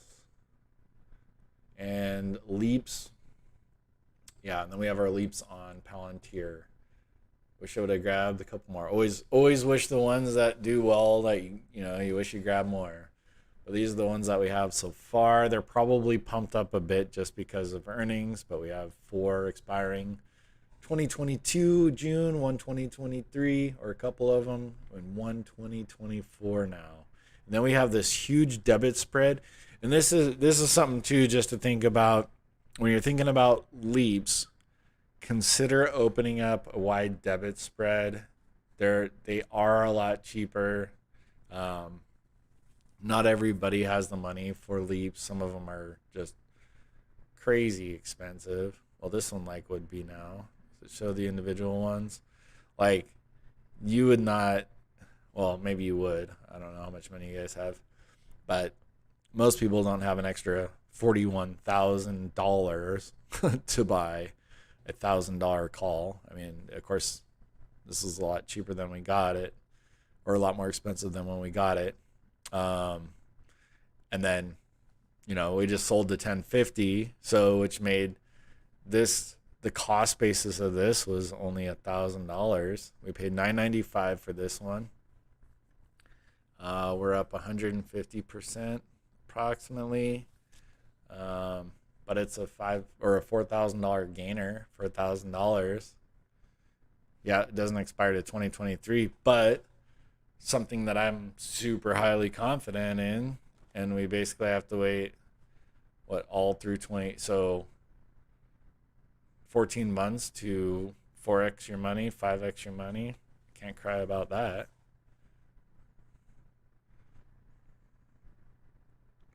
Weren't I on Logan Lodge? Yeah, we did. We've done a couple videos together. We were talking this earlier this week. We'll probably do another one soon. Don't know exactly what I'm talking about. Maybe an update. But it was funny. Actually, every video I did with him, like I would just Tesla would just like plummet. Like I think during our last video we did together, I think like during the video I probably lost like $10,000 or something crazy like that. Do you use weekly options to day trade? I do sometimes.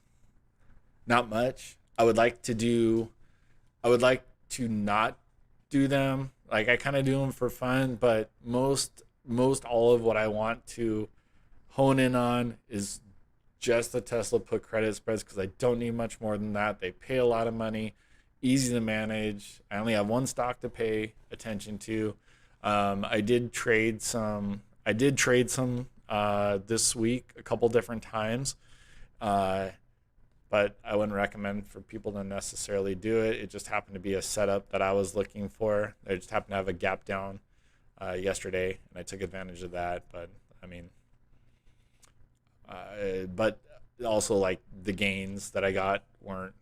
Yeah, it was like a few $100, and a few $100 is a lot of money. Don't get me wrong, but to risk 600 to make a couple $100, it's not terrible, but you are actually risking the $600. There was no way for me to crystal ball and know that it was going to move in my direction. So, so I do, yes, often, no.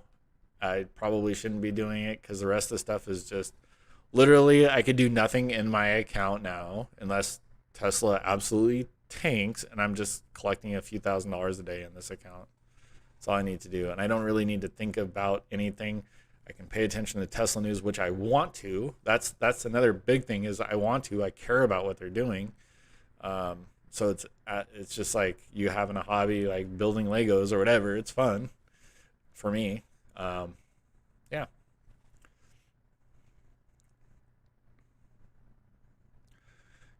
Let's see, do you wait to go in the money before you roll, or do you roll as soon as it looks like you're going to get tested? So it depends on the scenario. So it would depend on the scenario that put it close to in the money. If it's like overall market, and let's say the stock was just on this steady downtrend, then yeah, then I would roll it like as soon as I'm uncomfortable or unconfident in the position.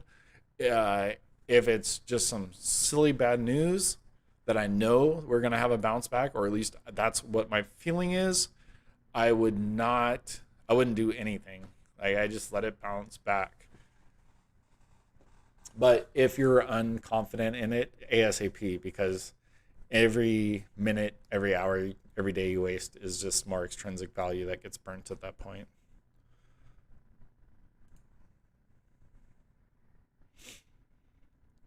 Do you think it's better to go debit or credit for leaps? I'm guessing credit. So you have more money to use. Kind of similar. I've used debit for most of my leaps though.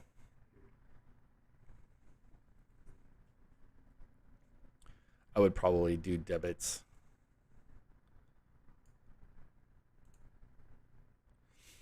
You mentioned adjusting. How do you adjust your position, or are you fine with the max loss? Oh no, I roll them out. So as far as like the put credit spreads, no, I will roll them out. So like the collateral, well, this is a terrible example, but like the collateral used on any of these other ones, the actual put credit spreads, if this gets tested, I can roll them out. I can manage them. So what I basically do is it's essentially closing out this position and moving it out further in time. And if we look at this, so right now it's only $30, but we can generally, let's see, not November, and we'll end up doing this next week anyways. And we're on the put side, but basically we can roll it out and take a credit. And that's essentially all I did before. So we have 15 of these, buy back, sell the other ones, and then, so let's say I'm freaked out and I think Tesla's going to drop to nothing. This will probably be a bad example because they might not have $5 increments, maybe in January. So same position, and I generally roll out to the same or sometimes a little bit higher. But I guess here's an example. So we'll actually roll it down a little bit in this case. And so you can see same $5 spread, we're rolling down, so a little bit less risk, but it's giving us 2 more months of time, and then we can gain another $100, $120. And it's all going to be how much you're going to be able to get relative to where the stock is in relation to your strikes. But I mean, that's like a pretty good defensive move there. And depending on what's going on in the market, I can move it out farther. I can move it out 6 months, 9 months. Don't really care how far it is. I'll move it out far enough to where I can grab a credit, because then with that credit, I can open up more put credit spreads, and I'm not in a rush. I don't need to make this money this week or this month. This is all long-term stuff for me.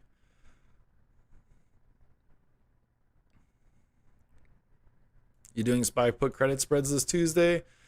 I don't think I probably will. I like them, but I have to monitor them. Like, till I can go to sleep. I can go to sleep and wake up, and whatever it is, it's fine. I don't think it's gonna move like $200 with me being able to react to it or anything like that. But SPY, I need to pay attention to it just in case it does go against me, and I need to be in a closing position. Yeah, I just want less to manage, and then with a couple Tasty Works account, then I'll have those kind of on top of what I'm doing on my main account. So I probably will not be doing those. Just saw you were streaming on my feed. Your account is up major since we last spoke. Yes, sir. Yeah, it's insane. I don't remember. Yeah, even a month or whatever. It's crazy. Even though, like, I knew this was going to happen around this time, but not like this. I actually expected around 300, not 360. Do you lose money when you're rolling spreads? Depends where you roll it, but generally no. If it's still out of the money, which is when you should be doing it, and you roll it, if you're rolling it to the same strike prices, a little bit up, a little bit down, somewhere kind of in there, then you're generally getting a credit. Sometimes it can be pretty small. Sometimes it can be $5, $10, $20, but generally should be able to get paid for that, which is awesome. What's up, Puma Block, dude? Long time no see. Yeah, I was thinking about your Lucids. Puma Block went like, I remember. So he had sold a bunch of cash covered puts on Lucid. Correct me if I'm wrong. And then it like went down, and then like double down, all in, and I think you sold more put credit spreads like as it was dropping. Like you're like, I'm all in, I'm all in, I'm all in. And then was a couple days later, it started rocketing, and now it's freaking amazing.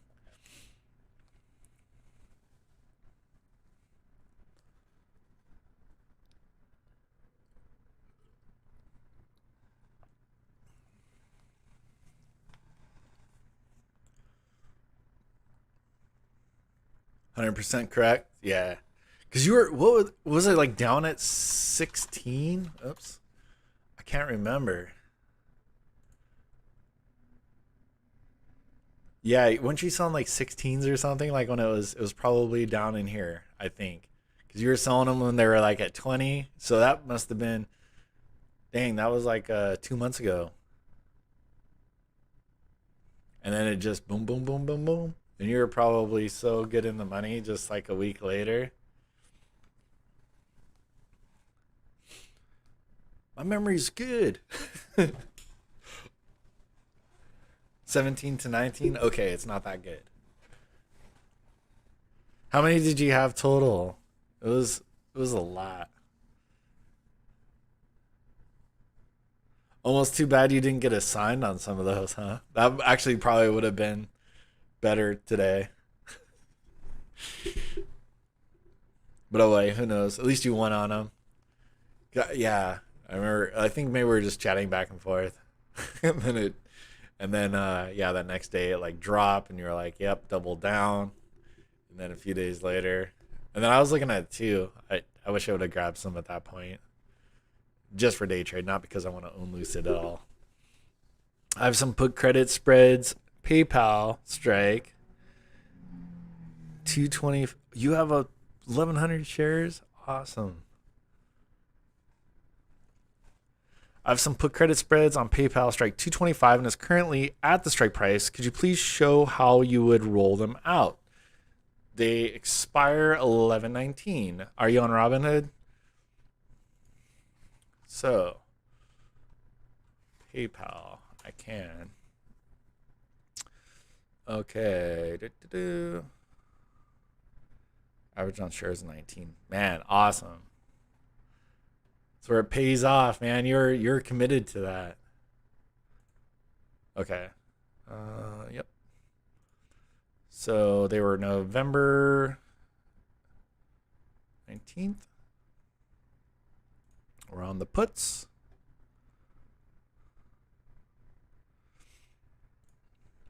Okay, so you have 225. What's your other strike price? Are they 5 or how wide are they? 225 what? 225 220s?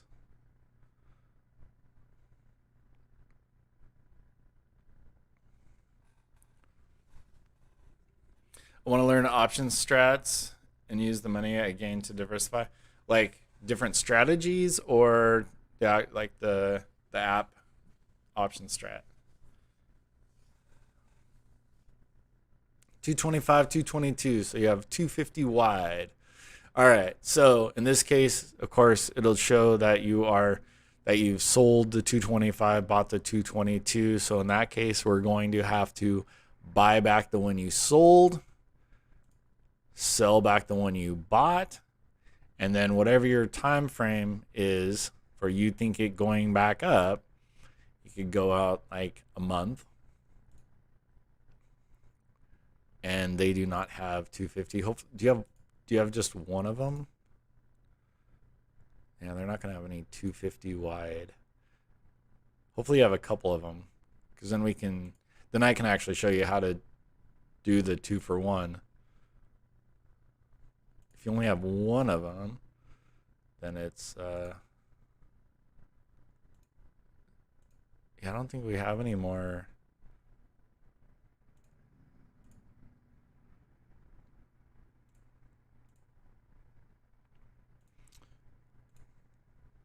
Yeah, so we don't have any more. So hopefully you have at least 2 of them.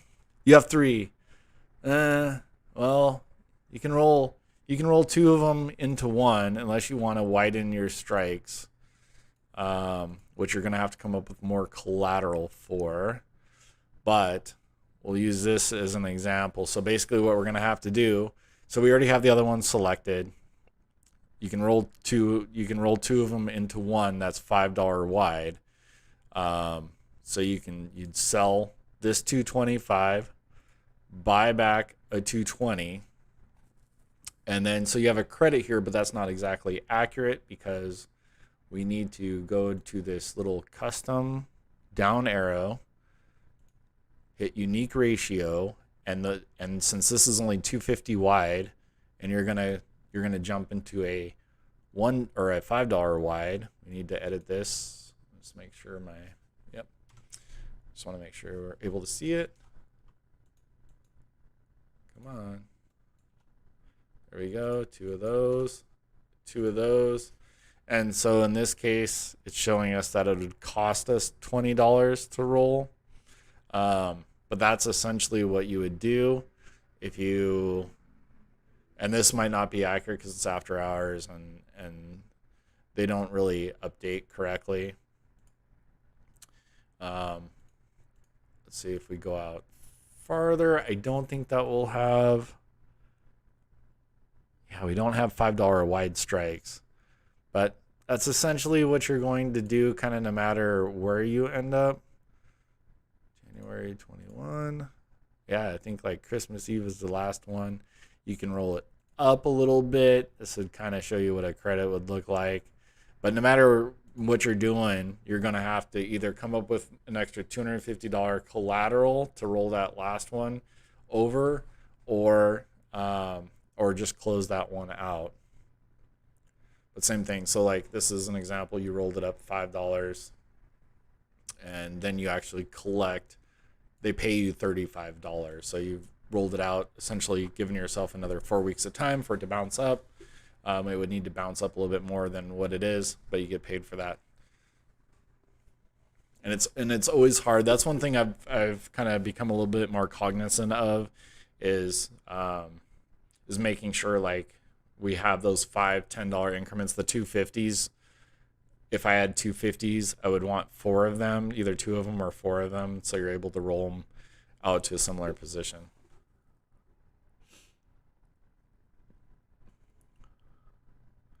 Different strats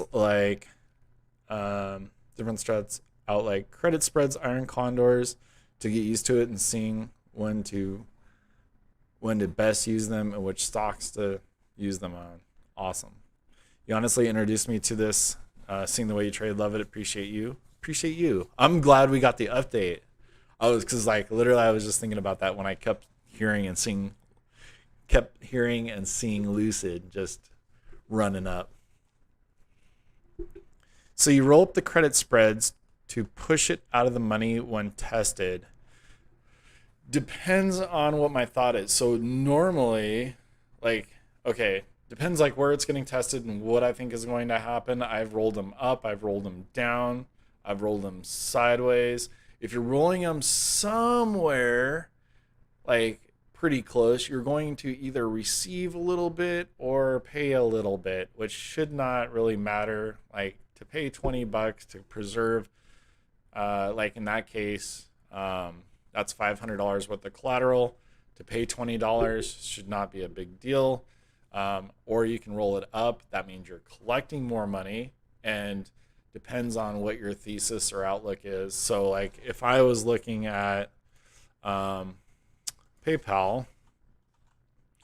and let's say I know this stock really well, which I don't, and I think this is absolutely the bottom. Like I see it's been tested 1, 2, 3 times and it's bounced off of this 225 level, but I don't want to screw myself in only giving it like another until the 19th, right? I want more comfort. Then I could roll it out because I think it's going to bounce above 230. It's just going to take its time. Sometimes we believe things are going to happen. We just don't know how long it's going to take. It's like, it reminds me like of Nikola. Like Nikola was clearly a scam. I know it was going downhill, just couldn't predict the timing on it. I think Neo's going down, Baba's going down. It's just a matter of time. I don't know when it's going to happen. So it's a whole nother month of time. Collect another, whatever that credit was, $35. And then if you get out to that point where you still, okay, now you still have 4 weeks left of time, or 3 weeks or 2 weeks or whatever, and you're still not confident, you can like roll it out again. Collect another $35. And long term, most of these companies, not all of them, but long term, most of these companies will go up.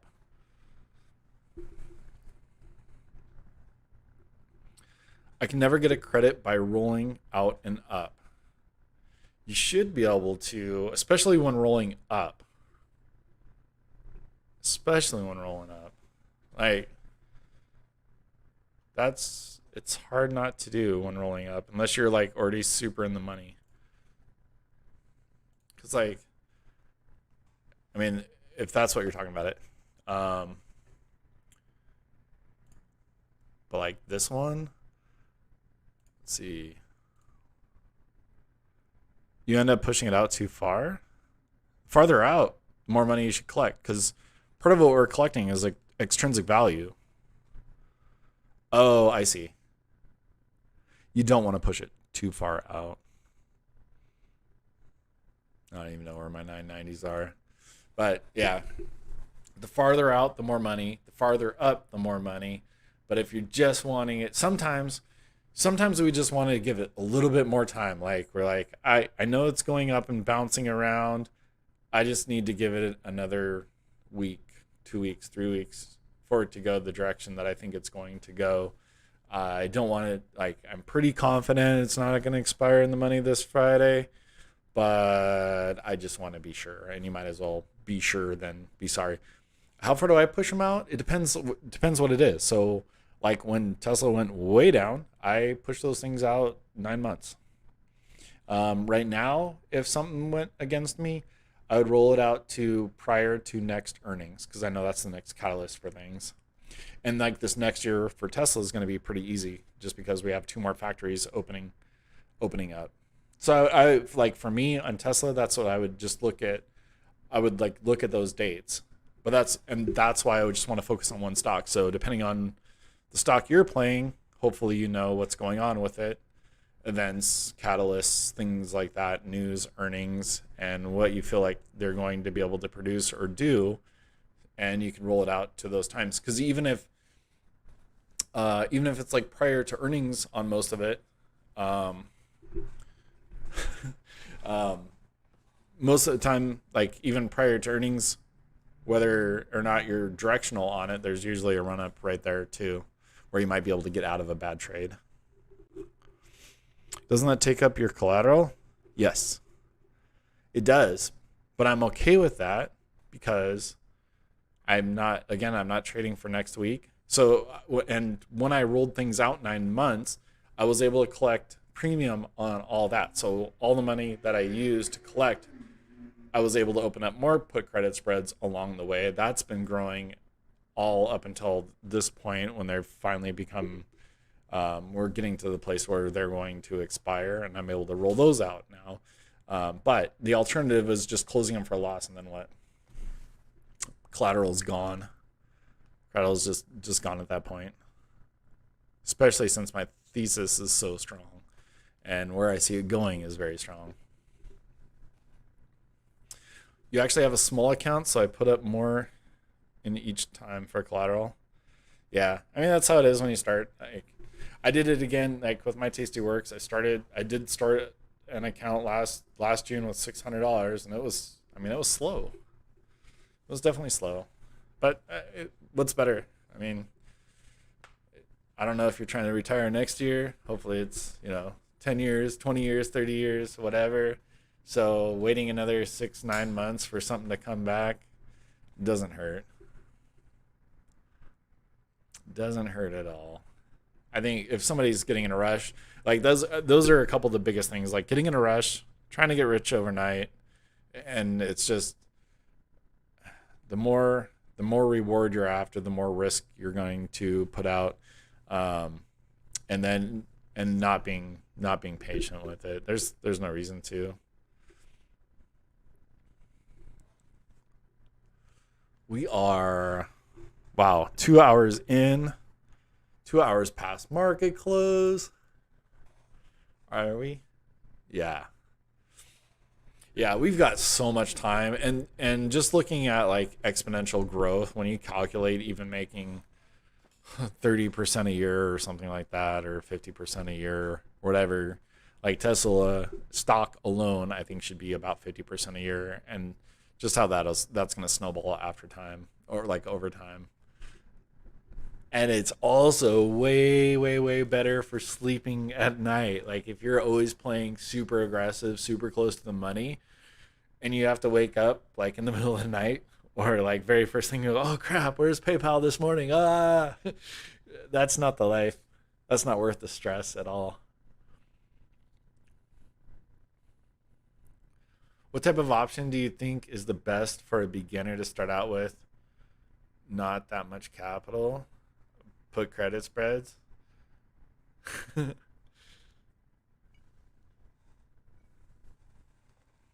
Put credit spreads. I just 100%. They're easy to understand. They're easy to manage. They're simple. They're so simple to understand.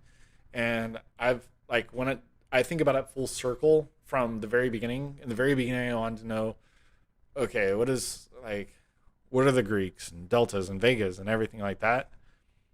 So I got Tasty Works just to learn that, studied the definitions, learned exactly what they meant relative to everything. And then now I realize that crap doesn't even matter. All I need to know The only thing I need to know, like about this put credit spread here, is I don't want Tesla to go below 1,050, and if it gets close, I need to roll it out. Like that's the only thing I need to know. The Greeks just don't matter to me. That shouldn't be a factor at all.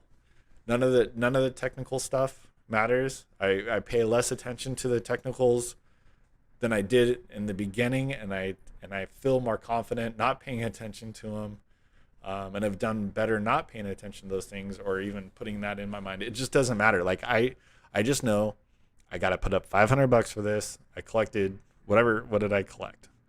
Collected $77 by putting up 500, and we get to keep the $77 as long as it doesn't go below 1050. That's it. Don't need anything. Don't need anything else.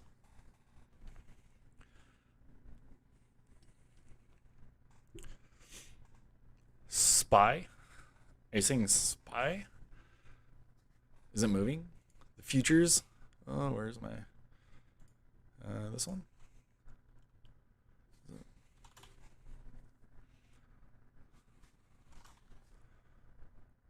Oh. Or you're saying like that's an easy one to do. That's pretty common. I just like I don't know. Tesla put credit spreads. Like that's all you're gonna be able to get out of me. I think that's what my account's made out of because they're the best, but they're the best for me.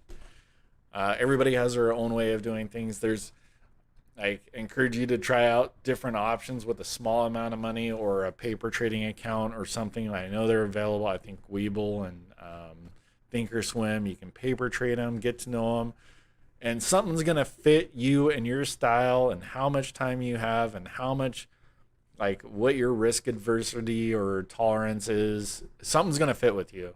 It's like it's not you can't argue that Warren Buffett is not a great investor. You cannot argue that maybe you could some people don't like Kathy Woods, right? They're both fantastic. But they like those two styles are completely opposite. But they both achieve kind of the same thing. Whether it's I mean, I'm sure you can find 100 other YouTubers that do different strategies. This is the one that resonates with me, works with me. I'm comfortable, confident, and I don't know if 2 years of doing it is proof yet. I mean, maybe it takes 5 years or 10 years, but in reality, like I can't lose because I started out with $500, 575, and I've taken out 60,000. So I can't like my worst case scenario is I'm up whatever. I don't even know it 10,000%. Like that's my worst case scenario if I lost it all. But that's really super hard to do since I have money in equities. And worst thing ever is like the worst thing that could possibly happen is get margin called.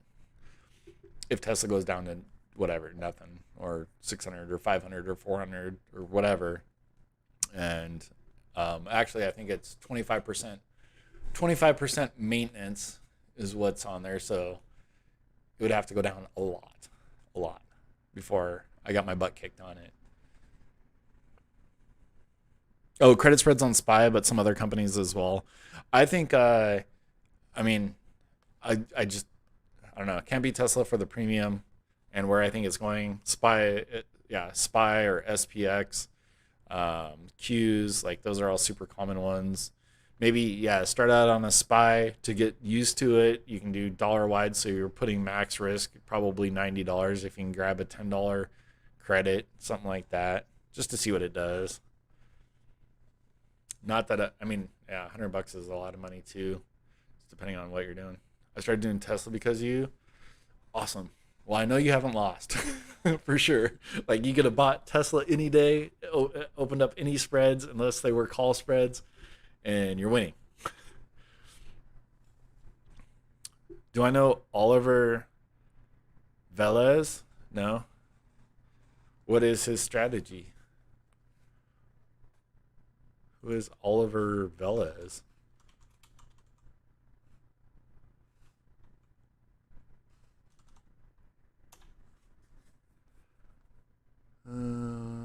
Most powerful trading tactic of all time.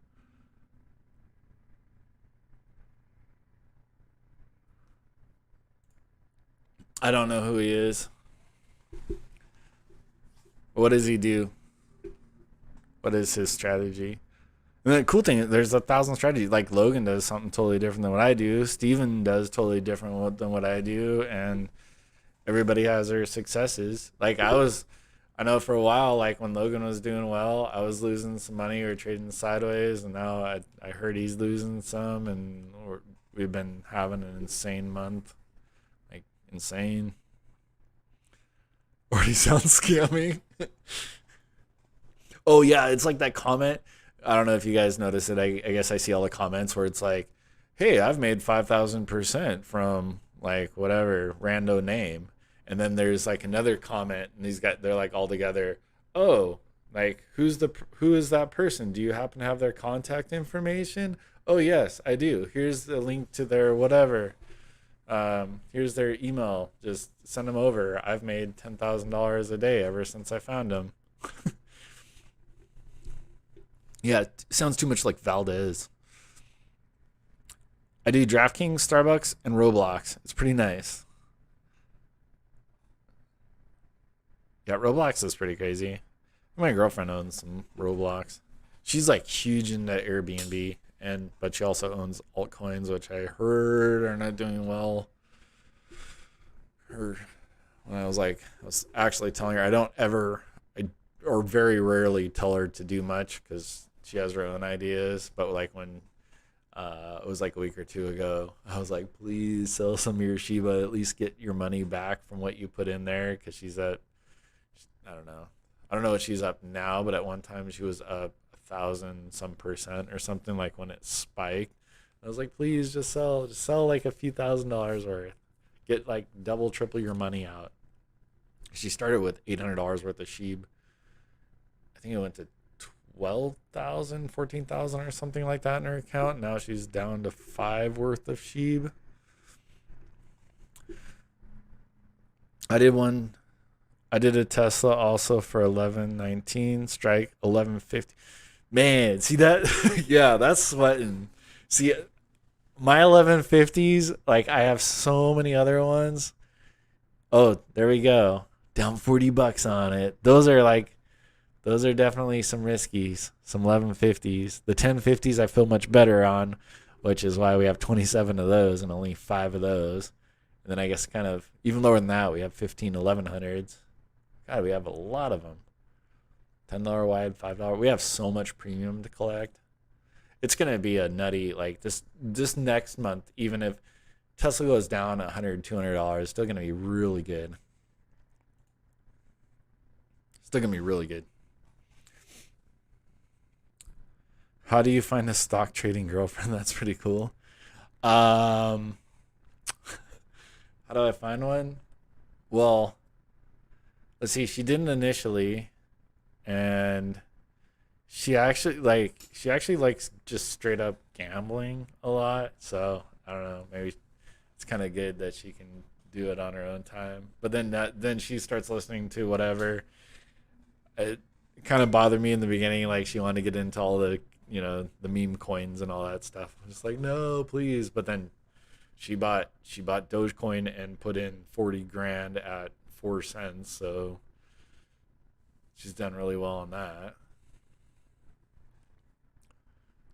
And then she's hilarious. She goes, like whatever she's down, English is her second language. It's not like she barely speaks English, but it's still broken like a little bit, which makes it a little bit funnier sometimes. But she was just like, when she was, because she's down on her portfolio, like overall, like instead of saying like I'm down from my all time highs, she expresses it in like they owe me. They owe me. They owe me like $17,000. Like, what do you mean? I was like, just send them a bill.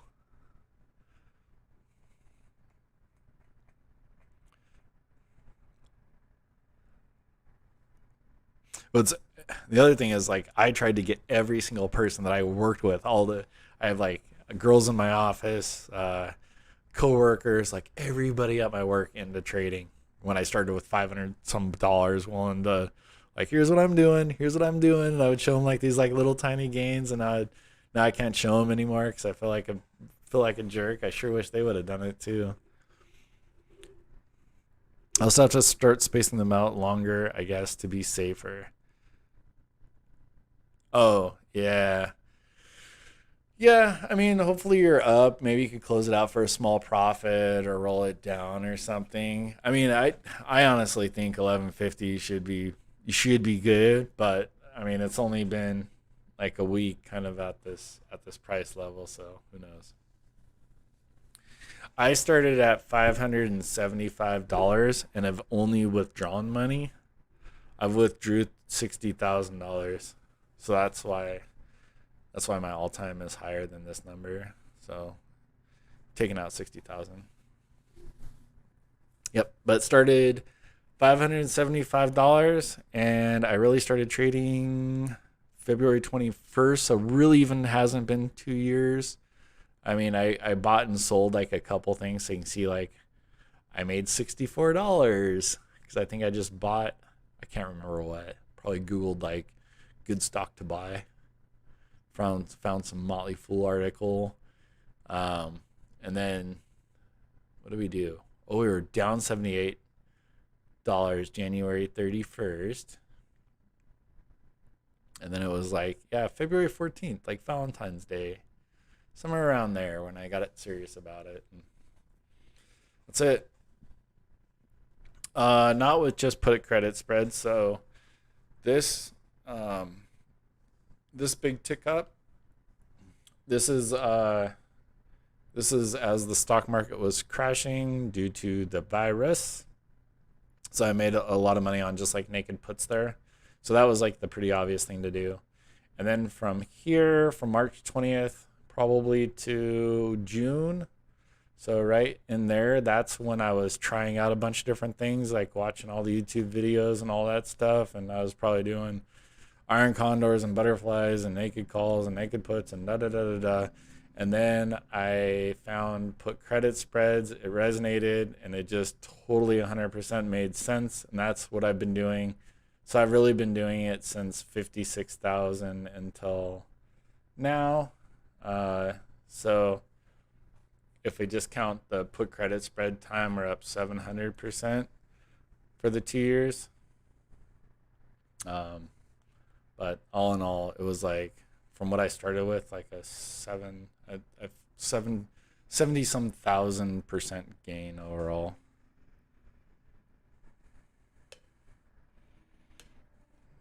I got close to 30K in my Robinhood. I just sell puts and reinvest the gains into put credit spreads. Boom. Easy. As long as you have something that you just do over and over. Especially like when it's like clockwork. Like, oh, it's Monday morning. Time to sell some more puts. For your next small account project, how much are you starting with that account off? Will you be creating a new Robinhood or Tastyworks? So Tastyworks is what I'm doing. I can't create another Robinhood. It's only one Robinhood account per person per social security number. Otherwise, I would definitely be doing a Robinhood. So it's Tastyworks. So I have one that's a $600 account, which I funded today. And the other one is the IRA. I put I think I transferred $2,000 into that. I plan on doing 6,000. I'm just cash poor. I don't keep cash in my checking account because I'd rather have it invested. So I just need to make sure I have enough for all the stuff that comes out of my account. But I will be putting a total of $6,000 in there, and I'll probably get it figured out this weekend. See what we're doing. Just I guess budget, because I don't normally budget anything because I've been a commission person my whole life. So I've never been able to count on like X amount of dollars. Like I don't get a $4,000 check every 2 weeks or whatever. Like I can have a $2,000 check and then a $6,000 check and whatever. It all fluctuates. So I don't have my budgeting all down like that.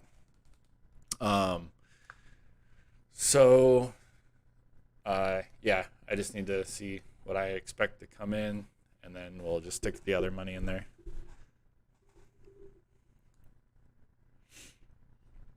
How do you manage dividend risk? What do you mean? I don't know what that means. I have like my dividend stocks. I have a portfolio of dividend payers that's pretty consistent but pretty boring, like as far as gains. So collect a little bit, and then my bigger dividend players in this account, like my QYLD and JEPI, they just get reinvested. I think we got some drip today. Yeah. So today we actually got $47.40 paid to us from JEPI, and then it was just reinvested. Same thing, QYLD was probably a little while ago. Let's see. QYLD, $70 last time is what I got, and then I grabbed another $1,800 worth of QYLD. So we have 10,000 in there. Okay, is Tastyworks a good platform? Honestly, don't know anything about it. I just use Robinhood.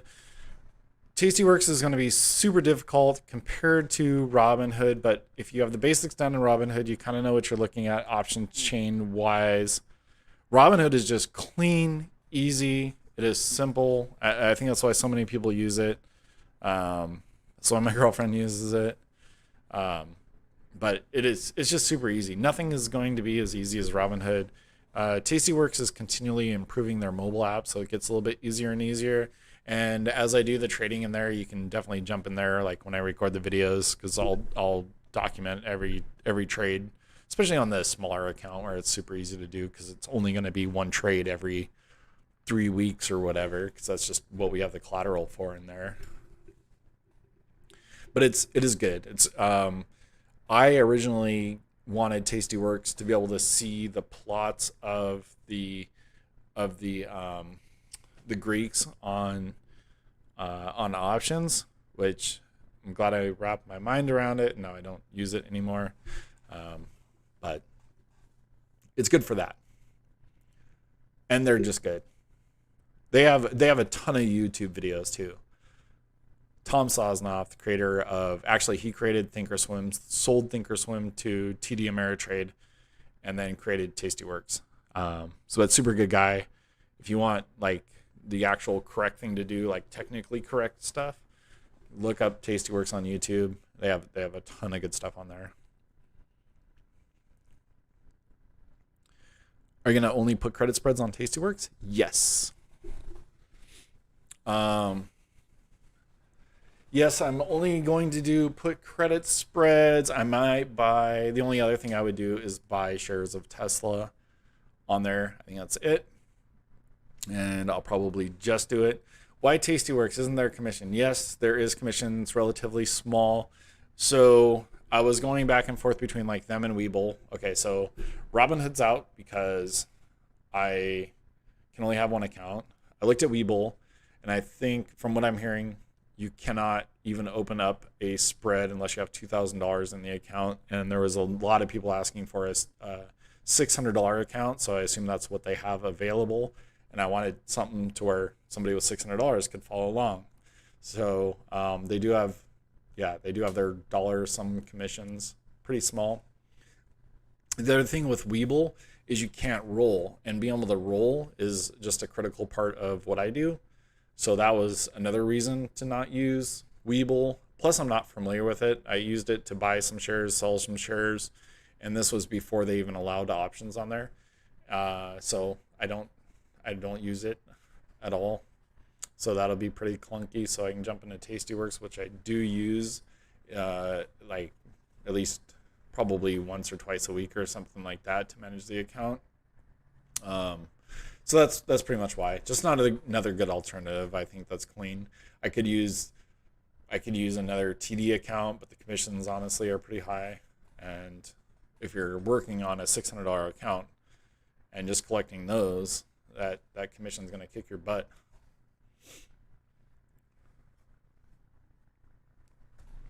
And I think the only ones that are non-commission is Robinhood and WEBULL. So, oh well, we can give up some commissions. It's fine. It's all fun. It's just for fun. Fun and money. But let's see. 3 o'clock. I think I'm gonna get going unless you guys have any other questions or anything we need to go over. I think I'll probably stream tomorrow, but we'll see. This may have just got most of everything for the week out of the way. And also, my Discord, I'm gonna have like someone's helping me get it organized. So hopefully I can get some more people in there, like everybody, so we can get a little bit more used too.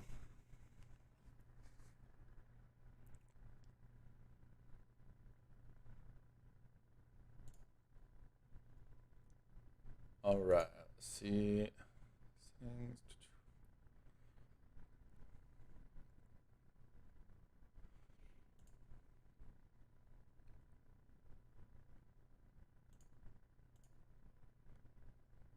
Cool. All right. Well, I think that is everything then. Hope you guys have a great weekend. Hopefully you guys had an awesome week. Hopefully a nice profitable week. And we'll either see you tomorrow or Monday.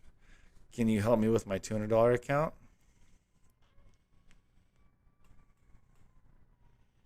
Spy put credit spreads. If I stream tomorrow, hop on tomorrow, and maybe we'll go through a couple plays. What platform are you on, Robinhood? You also, I think the average Robinhood account has, according to somebody, I cannot even remember, only has like $200 on it or something like that, which is insane. Because I know there's several people with several 100,000. Oh, you're very welcome. But yeah, jump on tomorrow, if we live stream, and we'll see what we can come up with for some $200 plays. Do you have options enabled? If you don't have options enabled, get those enabled. We can find something on there. I'm 14 years old. Are you even old enough to have one?